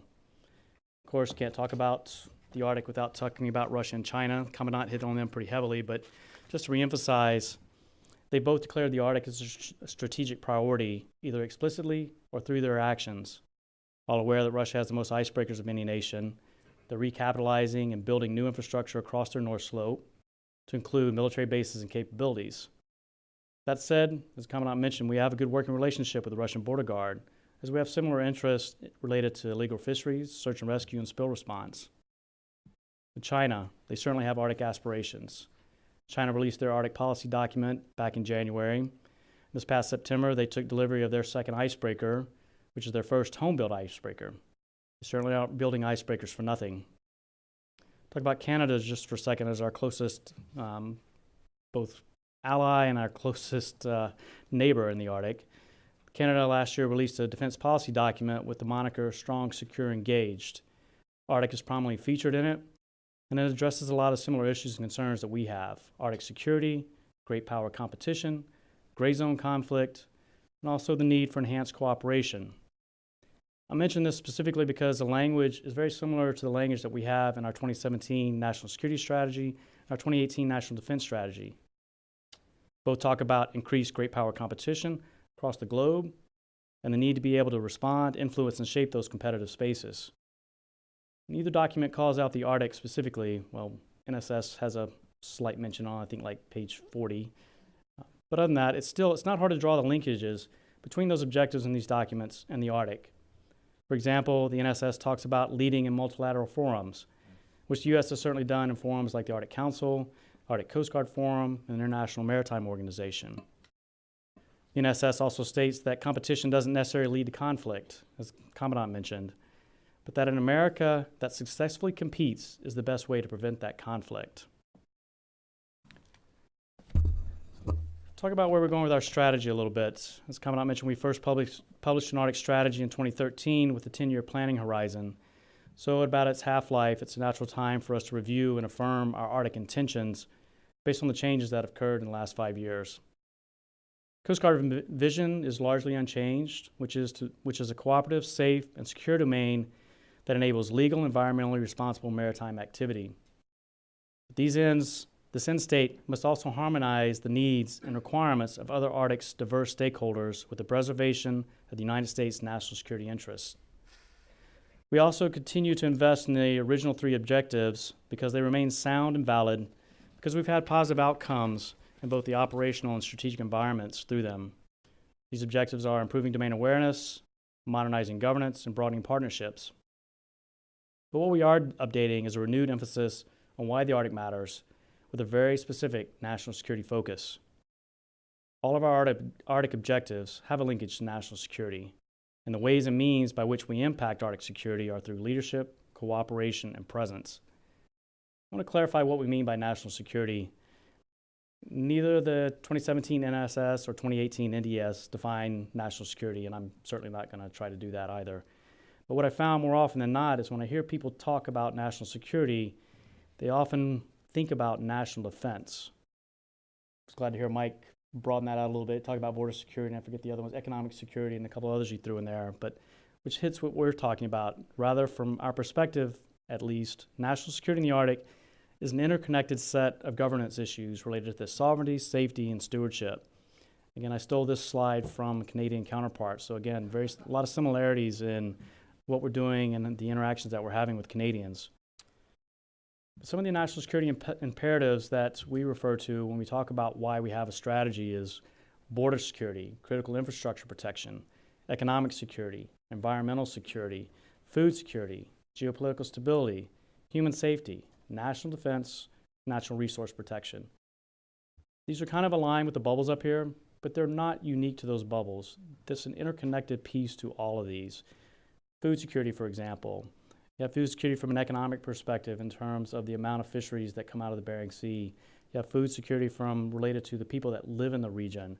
And the stewardship, and the impacts that the human activity, the increased maritime activity are having on some of those fisheries in the region and on the mammals as well. So our updated Arctic strategic outlook will highlight how we have and plan to continue improving Arctic security through leadership, cooperation, and presence. Leadership to advance U.S. strategic influence in the Arctic region, cooperation to foster opportunities and outcomes and mitigate negative consequences, shaping Arctic security, and presence, both operational and strategic. Operational presence to protect, regulate, and enforce. Strategic presence to lead both nationally and internationally. Major source document for the update to our strategy is a report by the Coast Guard Center for Arctic Study and Policy. Last year, they assembled a team of experts to view the Coast Guard's High Latitude Mission Analysis Report from 2010. And that addendum to that report reaffirmed the strategic value of the Arctic and the need for continued presence and leadership. I want to read just a couple of key findings from there. The Arctic transition period will be one of high variability, difficulty in prediction, rapid and nonlinear change, and consequent risk to maritime operators. Failing to scale up U.S. leadership in the Arctic to stay abreast of the increasing pace of activity will result in other powerful nations taking the lead in the region with critical geostrategic value.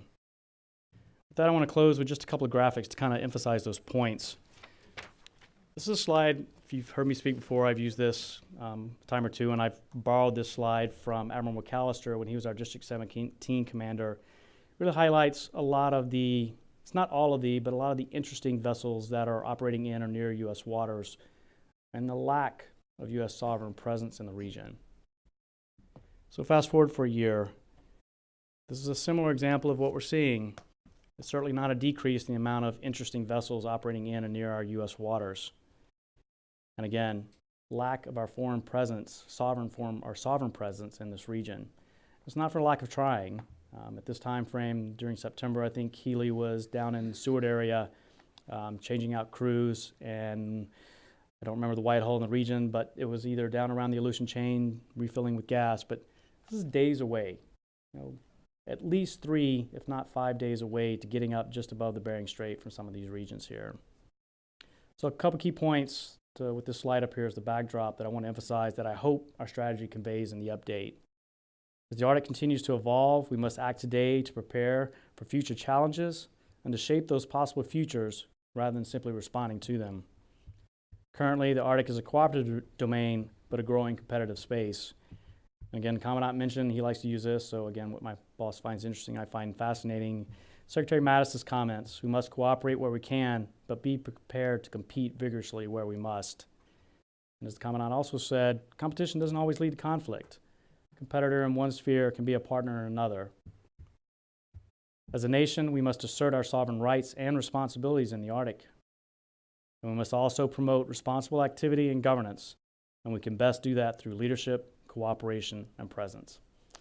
So with that, I'll turn it back over. Thank you. Thank you, Shannon, very much. A number of threads maybe I'll pull later on, but one note in particular as we key up for Iris, you have slides, correct? Yes. No. Okay, Yeah. good. We'll key those up. Is related to China and their icebreakers.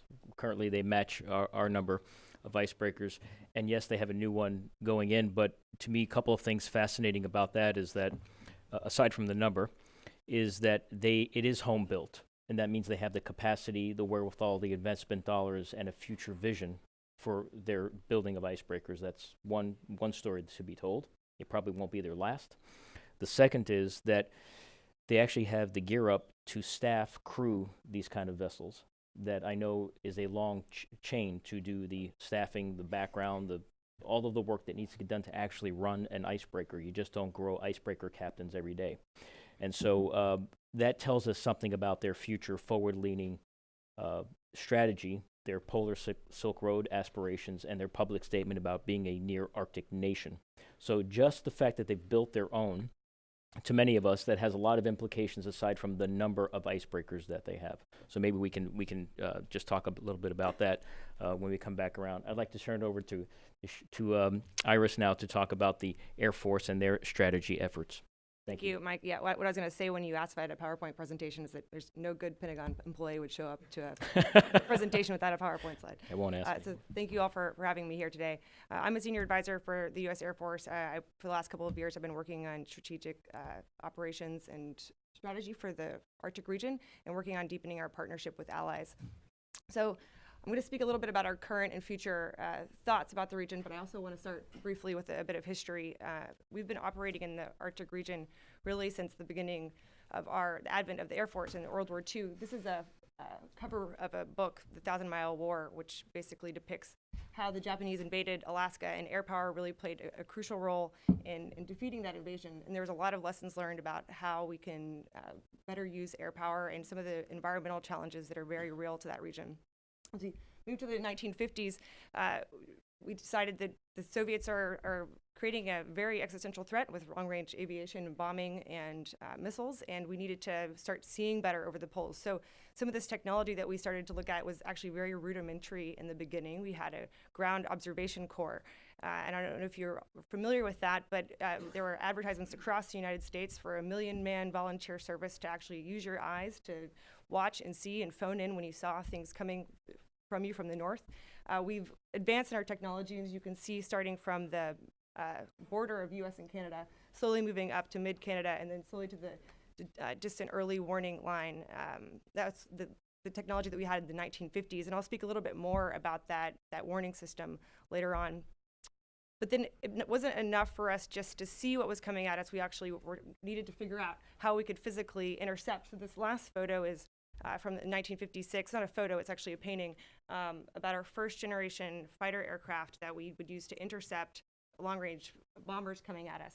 And what's unique about it is that we were forward positioning these fighter aircraft so far forward. We were up at Thule, which is the northwest corner of Greenland, and up in the far-flung reaches of Alaska, really as far forward as we could possibly get. So while we've advanced our technology, we're now from first generation, we've moved up to fifth generation aircraft. We're still regularly conducting intercepts of long-range aviation in order to provide clear deterrence in our nation's national security policy. So the Arctic strategic significance has grown, and so has the Air Force's role and also the role of air power in the region. You all know that the region is large. It's about 1.5 times the size of the United States. And so this vast infrastructure, minimal land, really requires the use of air power to get around. It requires for access, for domain awareness, for timely response to attacks. We've really seen our role grow. We are there 365 days a year and 24/7. Our presence is not temporary, it is not seasonal, it is not periodic. We are there all the time. And why I foot stomp this is that often when I speak to folks, not in Alaska, but in the lower 48, they're very unaware of the role that the Air Force plays in the region. And this foot stomp this is a pretty staggering statistic that the 2016 DoD report to Congress showed that the Air Force contributes 79% of Arctic resourcing. So what does that 79% look like? This is just a brief map that walks through quite a few of our mission sets in the region. But from a Homeland Defense perspective, we have this dotted line that goes across the top of Canada through Alaska. That's the more advanced technology that we've created from that distant early warning site that I was talking about earlier. It's called the North Warning System, and it helps to see missiles and planes coming at us from over the poles. We also have ballistic missile warning sites that are up in Thule and over in Alaska. From a presence and power projection standpoint, Alaska is immensely crucial. We host F-22s, F-16s, KC-135s, E-3s, and then in 2022, we're going to have F-35s coming to Alaska. And so by that time, there will actually be more advanced fighter aircraft in Alaska concentrated there than anywhere else in the world. Such as foot stomps of how crucial this region is to our national security. And I'm sure if General Bussier, who is the leader of ALCOM, were to have been here today, he would have really highlighted the really crucial role that Alaska plays in our national security. And then in terms of mobility, I already mentioned the tanker aircraft that we have, which basically help fighters reach longer points around the globe. But we also have LC-130s, which are planes that have actually skis on them, and they can land on the Greenland ice sheet and in Antarctica, and they help the National Science Foundation with really crucial science missions that they have. They're based out of in the middle of Greenland there. And then lastly, from a mobility perspective, we have our Rescue Coordination Center, which it works very closely with the Coast Guard daily, actually, and they have about 1,000 missions that they run every year in the name of search and rescue within Alaska. And then lastly, from a domain awareness and space situational awareness perspective, this is one of the Air Force's key mission sets. We have the AWACS, which is the long-range surveillance detection and command and control platforms, but we also have really crucial space situational awareness presence at Thule, Greenland, which is up in the northwest corner here of Greenland, and they track some 36,000 observations of satellites per day. So also want to talk a little bit about our future. I've just given you a brief overlay of what our current operations are and where we've come from, but as we all know, the Arctic is changing. From a defense perspective, the Arctic has long been considered a strategic buffer, but it's certainly becoming more porous, and that's happening both environmentally, physically, but it's also technologically with our adversaries' ability to come across and through the poles. The NDS has realigned us towards great power competition, and it's causing the Air Force to re-examine its strategic thinking about how we're able to approach these different problem sets. So we're looking at modernization, we're looking at building lethality and readiness, and we're looking at strengthening our allies and partnerships. And what does that look like from an Arctic perspective? Well, from an Arctic perspective, we're looking at the modernization of that North Warning System, that system across the 50-plus radars that we co-manage with Canada across the poles. We're looking at how do we adapt that system so that it's better able to react to advanced threats that are coming at us. We're looking at agile capability. Are we able to operate in austere environments, and are we able to create rapid operational exercises and provide agility for our forces? This is something that is very challenging in this operating environment. As you all know, we have permanent base structures, but are we able to have less permanent infrastructure and utilize that? We're also looking at environmental adaptation. As you all know, the environment is changing, and much of the Air Force infrastructure is relying on permafrost. So is our infrastructure capable of withstanding some of the changes that are occurring in the environment? And then we're also looking at a holistic approach to the region. Alaska surely plays an immensely important role, but we're also looking holistically. So we're taking lessons learned from our allies. Last September, we took a group of circa 30 senior leaders from the Air Force throughout Alaska, Canada, and Greenland, and we went up to Alert, which is the most northern inhabited location in the world, up in Canada. And they have a signal intelligence station up there, but it's learning some of the challenges of their remote operations and how they're able to manage supply chains. We've gained a lot from speaking with them. We also visited the Danish Joint Arctic Command in Greenland, where we talked about domain awareness, and we're working on how to better share our domain awareness data with them. And then across the Arctic Ocean, we're working with our Nordic allies to better to create more interoperability between our forces. We've recently signed an agreement called on Arctic Challenge exercise in order to help with their air operation exercise, helping develop it into a flag level exercise. And then additionally, I'm hoping to go out to visit them in early 2019 in order to learn further about their cold weather operations and their agile basing constructs. So this is just a brief snapshot of what the Air Force is up to, how we've evolved over the past 70 years, and where we're headed. Certainly, the technology has changed, but our mission has really stayed the same. We're still responsible for homeland defense. We're still responsible for domain awareness and space situational awareness, and we're still the predominant presence in the region. And we will continue to sharpen our focus and work with our allies and partners, as well as our service counterparts, as new challenges emerge. But thank you for the time. Thank you very much, Iris. I know there's a number of themes we'll come back to here in a moment. Let's, because I know now not to ask the question, so let's just tee up the next PowerPoint slides. While she's teeing that up, I'd just like to talk a little bit about some of the things that my colleague Shannon has brought up. First, my name is Jeff Parker. I represent the Navy. And Shannon and I actually are part of a working group that is part of the Fleet Board. A Fleet Board is an agreement that's signed between the Coast Guard and the Navy that we will have one fleet. The Coast Guard ships and Navy ships, sovereign immune vessels.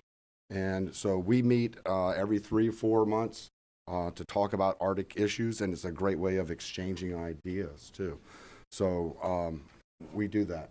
And Iris, when she talks about that 1,000-mile war, I would endorse that book. I spent a lot of time at the Naval War College as a professor up there.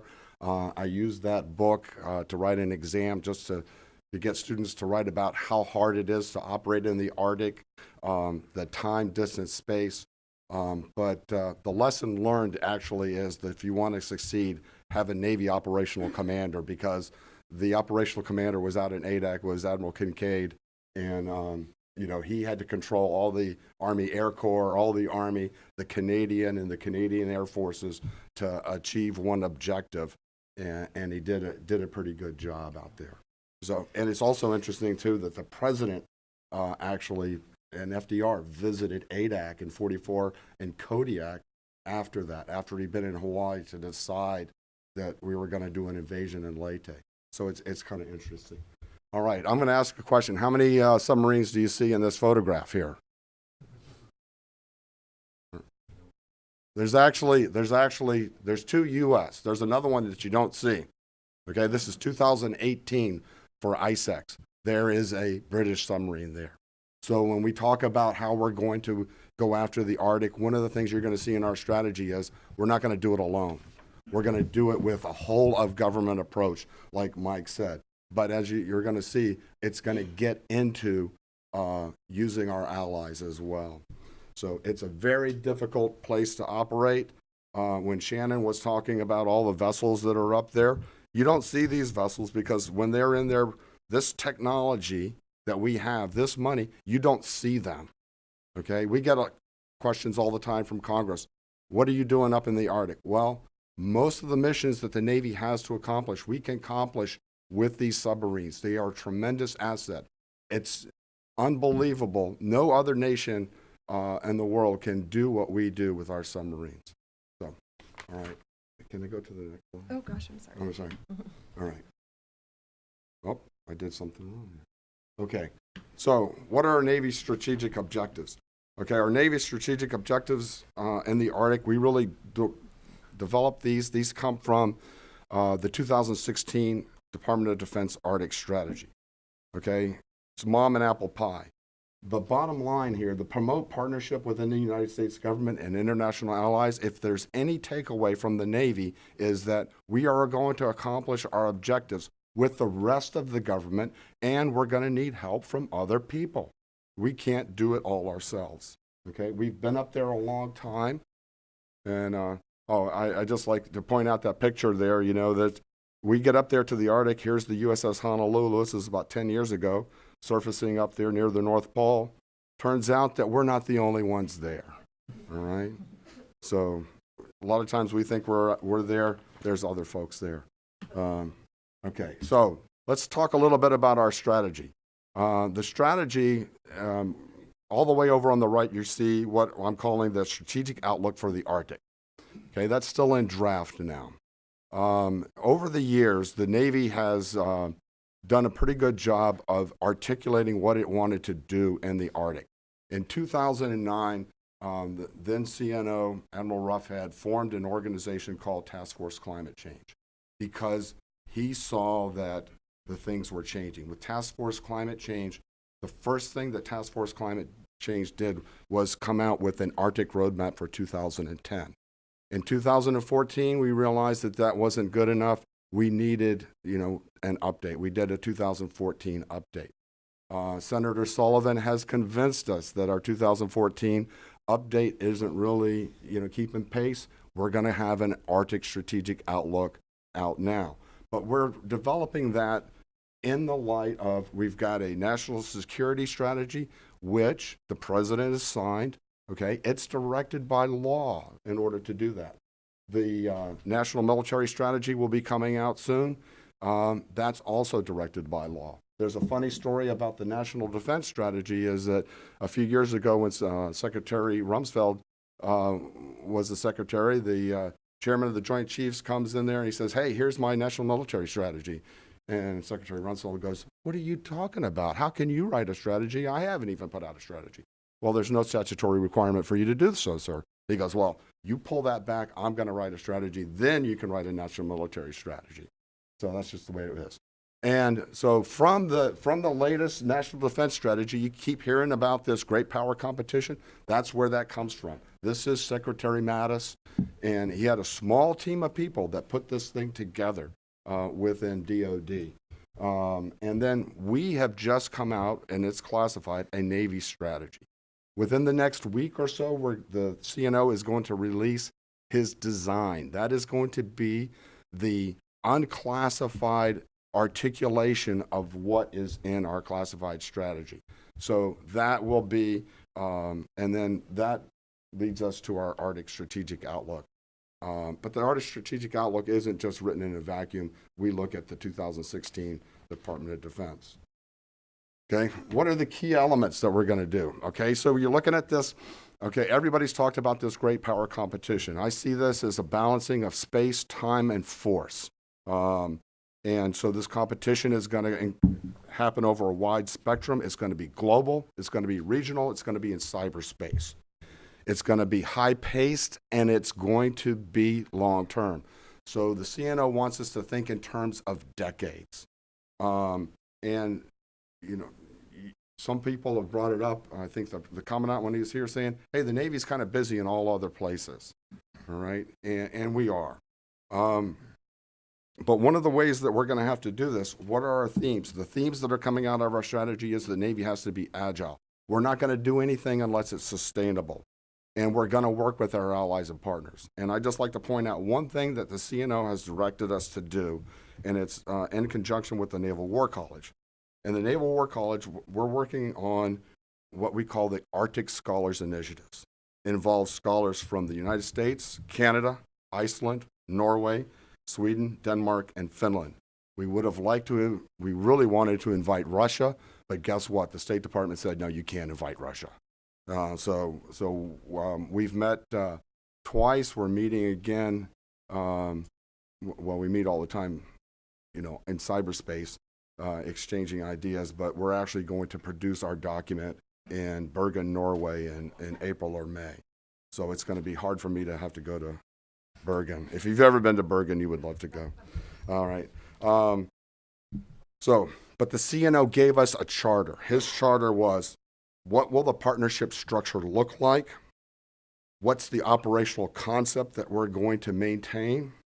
And in an emergent situation, how do we restabilize and how do we de-escalate? So together with these, with our allies, this is what we're going to come up with, and we're going to come up with a kind of a menu-driven thing. So what else has the Navy done recently? Well, one of the things, are you doing what you said you're going to do? You know, you had this Arctic roadmap, you had this Arctic strategy. Are you going to do what you're supposed to do? Are you doing what the DoD's Arctic strategy? Guess what? So somebody put something into the NDAA and said, we want you to look into this.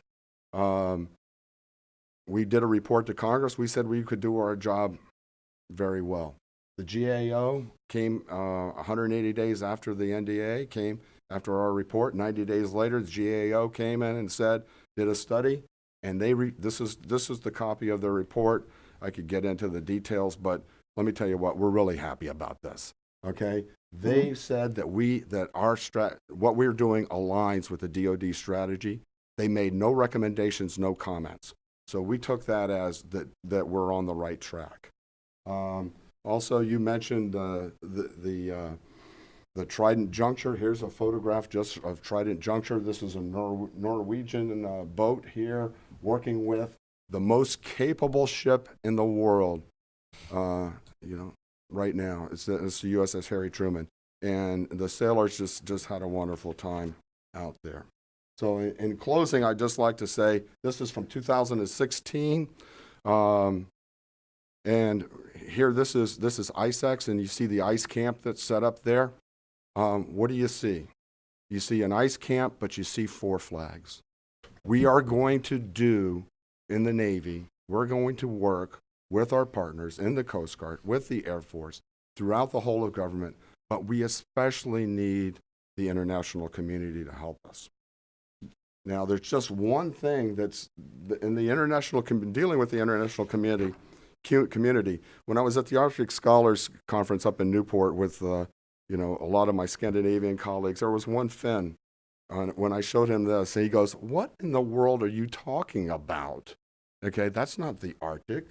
So we have a little bit of a conflict here with our allies, because our allies all see the Arctic a little bit differently. If you're from Finland or Norway, you wonder, why in the world does the United States have this big dip that goes into the Bering Sea and all around the Aleutians? Well, that's because it's law. And so in United States law, when we talk about the Arctic and we refer to the Arctic, we have to go by the law, the boundary that Congress has given us. So it's just another constraint that we have to deal with.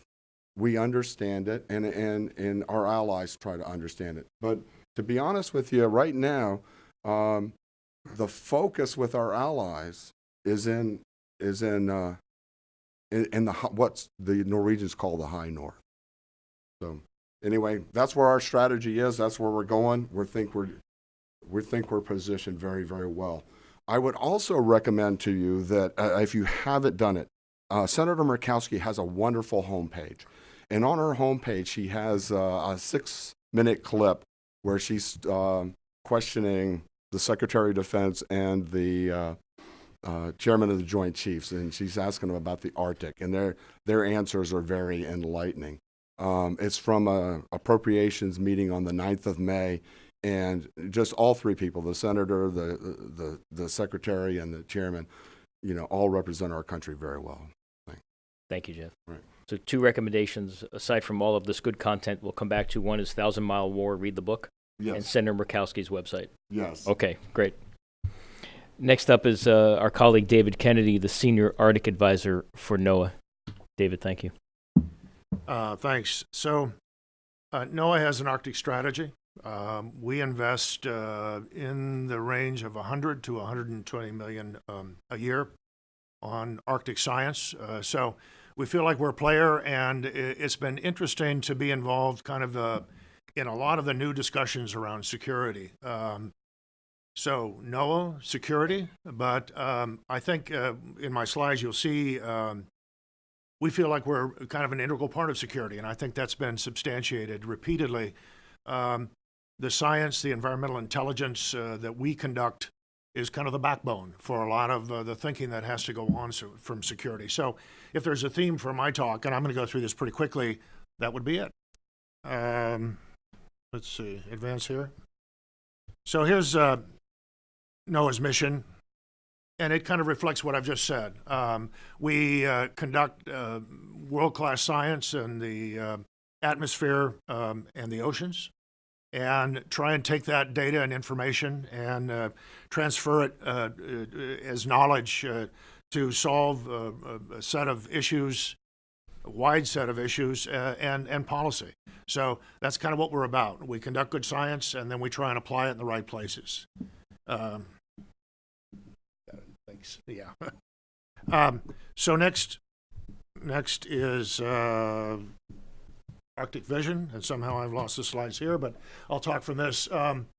So as I said, we have an Arctic policy, and it's conservation management and use based again on sound science to supporting productive, resilient communities and ecosystems. And then the global implications of the change that's occurring, I think, are very significant. And it speaks to a theme that I'm going to get to as I go through the rest of the slides. And that's, we know, I certainly can't do it alone. It's been echoed here. We need partners at all different points and levels to support what we're doing. Huge, complex issues, and we're tackling part of that, but we can't do it alone. You see below some of the emissions there from coastal erosion, energy, obviously the diminishing ice, and then all the transportation issues that have already been referred to. So major drivers for our work.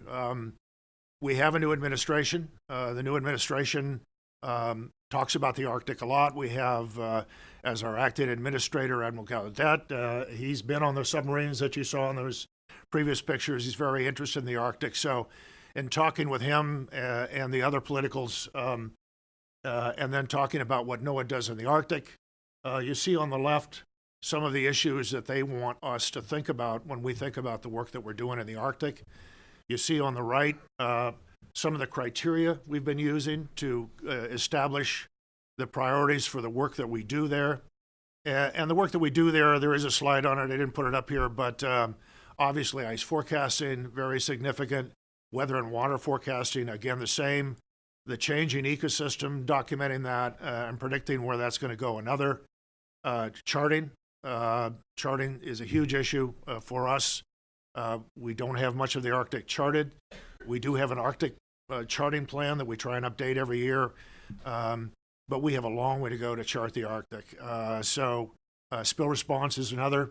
And then I think the final thing that we reference when we talk about our goals and objectives is international cooperation. It gets the points that I was making earlier about can't do this alone. There's a huge Arctic. Alaska is one small part of that, and unless we get everybody else at the table talking with us and providing their own information and data, we're just missing on a whole lot. So I have an opportunity slide here, and it's more, these opportunities are linked to the discussions that we've been having on a variety of different fronts with other agencies and entities. So starting with NOAA's leadership, Gallaudet repeatedly in talks has said, I want NOAA involved in security. I've talked early about where and how I think we fit for security, but to have the administrator talk about security as something he wants to see us involved with helps. So there's one great opportunity for us. You see 4 of the 5 agencies that are currently either doing strategic plans or revising them. We have met now periodically as 5 agencies to talk about what each of us are thinking and how we're proceeding. I think that's very beneficial. It's kind of a first. That hasn't happened much over the last few years. It's happening now. There is more and more dialogue between agencies, both federal and other, but certainly federal as it relates to some of the science agencies, and then the military, DoD, Coast Guard, and the like. That's been a really robust discussion and very fruitful. National Security Council, they have now formed an Arctic Security Working Group. Probably won't talk about it too much, but most of the folks at this table are involved.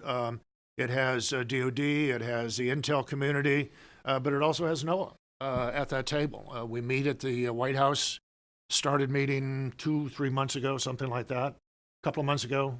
I was on travel that first one, so I don't remember when. At any rate, we've started to meet, and we're going to continue to meet. I just got notice that our next meeting is in a week or two. And the discussions so far are, you have a really diverse group of folks in that room when you talk about intel, DoD, and science. And the theme is we all contribute something to the Arctic. We're all interested in trying to promote security, but we really don't know what each of us does, what we all bring to the table. And so the discussion has really started with, what do we all do in the Arctic? What do we bring to the table, and how can we better collaborate and integrate some of what we're doing so that we're better informed across the board? It's a very healthy discussion. There's a lot of spin-offs that have started. Iris and I are conducting a couple of discussions with other DoD and science agencies, and so that is another, I think, great opportunity.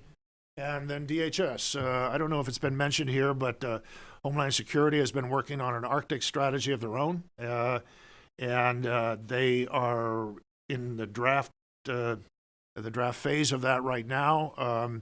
But we are working with the DHS. We talk to them every once in a while about that strategy, and they're very quick to acknowledge that the science that we've been talking about and other science really is important as they think about their strategy. So, as I mentioned, NOAA is revising its plan. We hope to have a draft by the end of the year. Some of the real core components aren't going to change. We're going to still conduct science on the things that I talked about. But what we are going to do is, one, update an appendix which talks very specifically about every aspect of our work. So you can go to an appendix and see anything that NOAA does. It's all going to be in there. And then the narrative of the plan itself. And we are in the process of changing that narrative to more, I think, directly support and project the idea that the science that we are conducting is going to be used for things that maybe historically haven't been used for, but now are much more relevant, certainly including security. And with that, I'll conclude. Thanks. Thank you, David, very much. We've got a few minutes for some questions, and open up to questions. I'm glad that you mentioned Department of Homeland Security, because in our I called more audibles over Sunday than Tom Brady to kind of move the schedule around a little. I just had to say it. But very happy that Sean Moon will join us. He is the Chief Global Strategies Office of Strategy, Policy, and Plans for Homeland Security. So he'll be speaking with us at 1 o'clock. So that'll round this out quite nicely. I want to thank Sean for allowing us to intrude upon his day. I noticed many people writing notes. A few have signaled that they may have a question. So why don't we do that in the time that we have left before the coffee break? Why don't we just go to questions? Mike Pawlowski on my right, Sam on my right, and then we'll work our way over. Why don't we start up here in the front? Good. Thank you so much.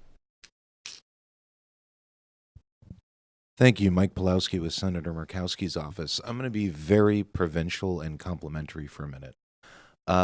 Take more than a minute. If you all of the activities you're talking about actually have a very important impact on local communities and actually in the economy. And I'd say, first of all, ISEX is a model exercise for that contracting and coordinating with the benefits on the ground. I'd say we often forget that science and the actual activity of science is itself economic development and actually has an important role to play, especially in our smaller communities. And that's where my kind of question to all of you comes from is, as you do these activities, what mechanisms and emphasis do you place, or do you need support from Congress to look at local partners in a way where I think of like the Barrow Arctic Research Facility? How are we really working with our local partners on the ground to see the benefits and the coordination of the activities? And again, I'd give a plug for the Navy on ISEX. You do a phenomenal job in the state. Yeah. Thank you. Great question. Who would like to respond, or all respond? David? Maybe I'll start. First of all, over the last 2 or 3 years, there has been a concerted effort to develop with the local communities something called a standard of care. And essentially what that is as different agencies do research in the Arctic, before you get there, you consult with the local communities, you make sure that you understand what their subsistence hunting and fishing areas and issues are. You talk about the research some with them as well. We have several partnerships in the Arctic right now. There is one in particular that I can think of, just a brand new one, on red tide, where red tide is sneaking up into the Arctic, and we're working very closely with NOAA, with the indigenous folks there and the community to actually have them do the sampling and move from there. But I think it's a theme that's evolving. It hasn't been in place always, but more and more and more we are acknowledging the Arctic communities, their role, not only in providing us local and indigenous knowledge, but also in consulting with them as we do our research so that we're not impacting their daily lives. I would say just that Nettie was on a panel at the Wilson Center here a little while ago, and the panel that you had where we talked about the impact to the people was very eye-opening for me personally, and it's something that I think that the senators do very, very well. And oftentimes the Navy comes into some place where like a bull in a china shop, hey, move over, regular Navy coming through. And so thank you for, at the Wilson Center, putting that up there. And that's something that in the Arctic strategy, the DoD Arctic strategy, is something that's been considered for a long time. And so I'm glad you brought that up. Yeah, and I'll just speak from an Air Force perspective. I mean, with the preponderance of bases in Alaska belonging to the Air Force, and we have Eielson, Elmendorf, and then the long-range radar sites that are across the north slope of Alaska.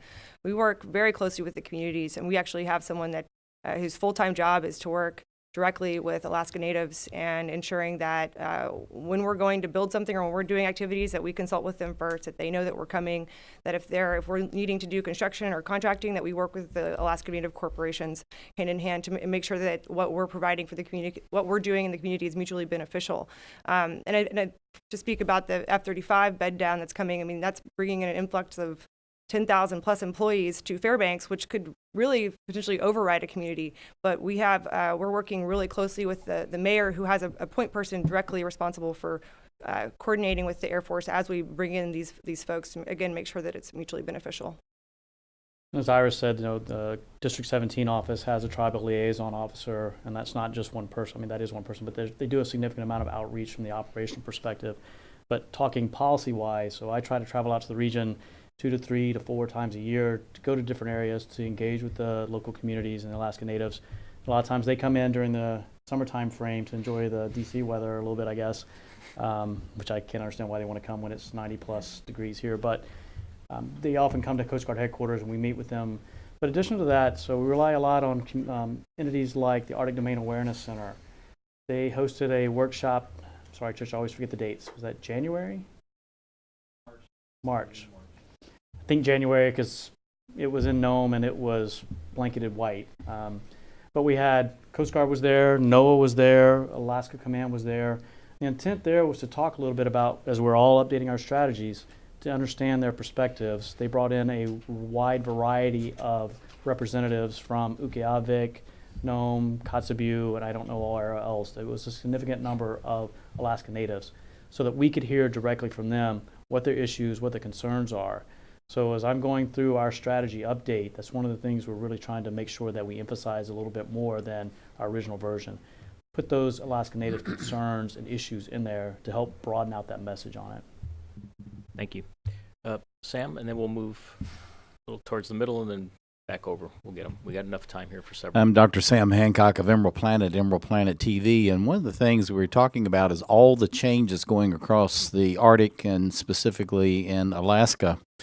And you're talking about the Native Alaskans and incorporating them.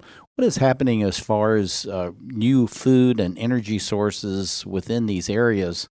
As this is a dramatic change, the supply chain is tenuous at best in some of these areas, depending on the time of the year. And is there any plan for distributed energy, even distributed food production in these areas that allows local green jobs, but at the same time to enhance the supply chain, whether it's for the military or NOAA or for civilian purposes?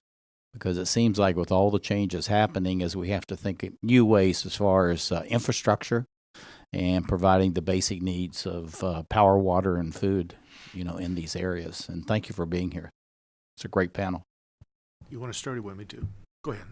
I would say I don't have much insight on that. I'd say probably the better insight would come from our District 17 offices as they monitor that type of activity. I'm not sure what we're doing, the Coast Guard, that's outside of our mission set, but obviously we want to stay abreast of all that, one, so that we can leverage whatever infrastructure and other capabilities are in the region. But two, we need to understand like things with the earthquake. Significant events like that happen frequently in the Arctic, in Alaska, that impact these local communities, and we're those first responders in a lot of cases. So we want to know what the capabilities are, what may be coming, that informs our operational decisions and our policy decisions moving forward. That's about the best I have to answer on that one. David? I could actually fill in some blanks. Why don't we we'll get a microphone for Admiral Zukov. Please. Yeah, I probably spent about 6 years working those very same issues. So let's go back to when Shell was looking at doing exploratory drilling. They had a tremendous outreach campaign with the local communities, as did we. And the first was, well, what about contingency response? And this was in the wake of the Deepwater Horizon oil spill. 47,000 responders. You could maybe get 15 up at Point Barrow. So huge challenges, and what would be the impact? At the same time, looking at a potential deepwater port. If you look at Port Fourchon, Louisiana, that was really developed by the oil and gas industry. So there was a silver lining under this dark cloud as we started looking at oil exploration. But at that point in time, oil was pushing about $100 a barrel. Today, it's trading at about $52 a barrel, and so it's not economically feasible. But at the same time, what is the interaction of all of that activity with whale migration and the whale quota, and then the ambient noise that's generated by this activity? And it's significant. And so the local community stipulated that none of this noise would occur until each village harvested its annual whale quota, and industry complied with that. So there was a very active dialogue between that. And then for fishery sustainment, that's a big part of a Coast Guard mission. We work with NOAA in terms of data management to make sure that we have sustainable fish stocks up in really in the Bering Sea. But as the Arctic warms, we'd be naive to think that fish stocks wouldn't migrate further north. China has a distant water fishing fleet of 20,000 vessels, literally all over the world. They're off the coast of Africa. And we have a growing population. Much of it depends on protein, fish protein as their primary source of protein. So what happens if fish stocks move further north? We have little to no enforcement capability to enforce that type of activity. And then with that activity comes uncharted waters and then, the potential for a foundering of a vessel, oil spill. But all of that, whether it's how do we distribute power, economically not feasible today. There was an initiative to move natural gas from the North Slope into branch communities. That would be of great benefit. That has since stalled. But those discussions are actively taking place. So the Coast Guard has been in lockstep with Department of Interior, with Defense, with primarily the state of Alaska and our First Nations. And when we talk about data, the best data we get is from our ears, is from listening, for the folks that have lived up there for a millennia. So we can appreciate not just the change to the environment, but also the impact on their culture as well. Thank you. Let me just add that I mentioned earlier that we have an annual Arctic charting plan. And one of the things that we've been trying to target recently are the approaches to some of these rivers and smaller communities, just for the very purpose of all the barge traffic that supports them entirely. Really needs better charts to get into those areas. And so we've been working pretty hard to talk with those communities and begin charting activities on the approaches to some of the smaller communities that have the barge traffic. And then we have also been working on the surveying and response to the port access route study, which is a study that shows where we want to go as we go up through the Bering Strait and beyond. I just have real quick, just the supply chain in Alaska is actually a really fascinating case study in how supply chains work in general. I was actually, when I saw that the earthquake had happened, I thought immediately, oh my gosh, I remember hearing that Alaska only has like 72 hours of food on the shelves. Like, are they actually going to be able to get food into the state? And especially for a state which actually I think 80% of communities do not have access to road. And so a lot of the food comes in by port to Anchorage and it gets shipped out by air. It's a real testament to the training and practice that you were speaking to earlier, sir, about how the state is able to manage and function despite this immense disruption. But from an energy perspective, it's also, there's a lot of distributed energy already in Alaska. I think there's some 200 microgrids in essence already. It's a state that isn't really connected largely by transmission networks, and so all of this is already happening in a distributed fashion. But from an Air Force perspective, we certainly think a lot about that with our bases that require lots of energy. Eielson is actually solely is taken care of completely by its own energy source. Admittedly, it's coal, but we've created a coal sequestration power production plant to mitigate some of the emissions from that. But it's a real challenge to try to find out how to operate and sustain an installation just when you are so removed from the grid. So I would argue that we're already kind of thinking in those constructs from an Air Force perspective. Thank you. There's a panel at 1:15 chaired by Chancellor Emeritus Brian Rogers from the University of Alaska Fairbanks on policy, research, and development perspectives on America's Arctic, and it might be a good idea to tease out the energy equation in that panel as well. Thank you, Admiral Z, for weighing in on that as well. We have time for maybe one more question. Who would like the last one? You're right in the middle. We'll get your microphone here in a second. Thank you. Thank you. Jay Stern with the City of Nome, and this is a question for Mr. Barker. When Secretary Spencer was up in Nome in August, he made a public statement that the U.S. Navy has a tremendous role that it can play in stabilizing the region. And he acknowledged the role and presence of the submarine fleet, but he also said publicly that what we need up here are big gray ships with even bigger American flags. My question for you is, will that be reflected in the forthcoming strategy?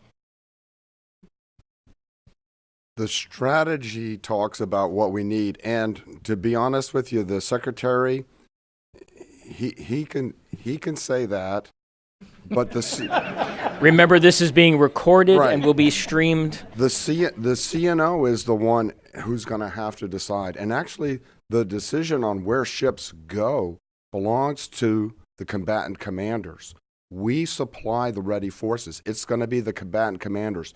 And so we won't do that unless there are requirements. The submarines are up there to deny a bastion to the Russians. Okay, that's why they're there. They're there so that the Russians don't have a bastion to operate from. They're defending the homeland.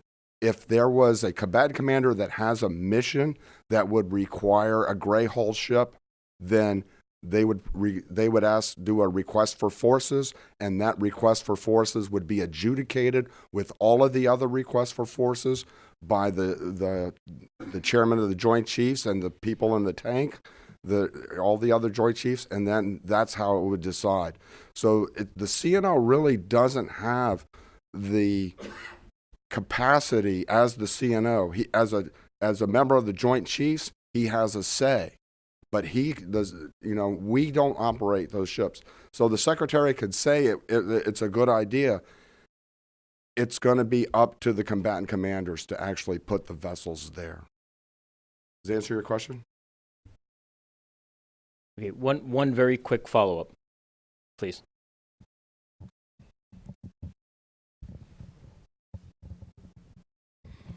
Hi, I'm Chuck Nygaard. I work for Crowley, and we this past summer were invited by Northcom to a tabletop exercise where the J8 put together some scenarios when maybe when off ice season, when they would need gray hulls or a gray hull to go up there before we have any kind of icebreaker fleet so it was clearly justified. The problem was, okay, how do we take care of them logistically? So we had worked out how we would do that, and that was part of the exercise. So it would be, there is the way the Northcom was working this, the combatant commander does have requirements. We just sort of haven't heard from it yet. Okay. Right, and I would say too, if you go back to what I talked about with the key elements of our strategy and all this CNO's design. We want to be agile, but sustainability is key. We're not going to do anything. We don't really want to do anything if we can't sustain it. So that's a huge part of that, and the infrastructure to do that. And when Secretary Spencer went around Alaska, he was asked a lot of questions, and he asked us a lot of questions about how much would it cost to go back to ADAC. And he was shocked, gobsmacked is what he said, when the report that we gave him said $1.3 billion. He goes, no, I just want to use it for a couple of weeks here and there. Okay, well, that's not what you said. So anyway, sometimes we don't communicate very well, and so we just have to understand. So he is very interested in, and there are people looking at that. So, but again, all of these things have to be prioritized. It's like what the commandant said. You've got to prioritize where you spend your money. Senator Murkowski and Senator Sullivan have access to give us a lot of funds. They don't have the funds that can make us have a port that can sustain those kind of things. It's very, very expensive. Thank you, Jeff. Before I thank this panel, I want to thank you all for a robust 2+ hours here in the auditorium. We could have filled the entire day on any one of these issues. But now let me thank this extraordinary panel for a wonderful presentation. We can take these discussions out into the corridor there where, again, our friends at Doyon Limited have provided the morning's coffee, which I think is much needed. I want to thank them once again. We'll start at about 11:05. Admiral Zukov, is that okay? I'm just going to push it back about 5 minutes. And at 11:05, Admiral will speak about the U.S. and the Arctic challenges and perspectives. And I want to thank him for flying in all the way from Hawaii to do this for us. We very much appreciate it. So please thank the panel here as well.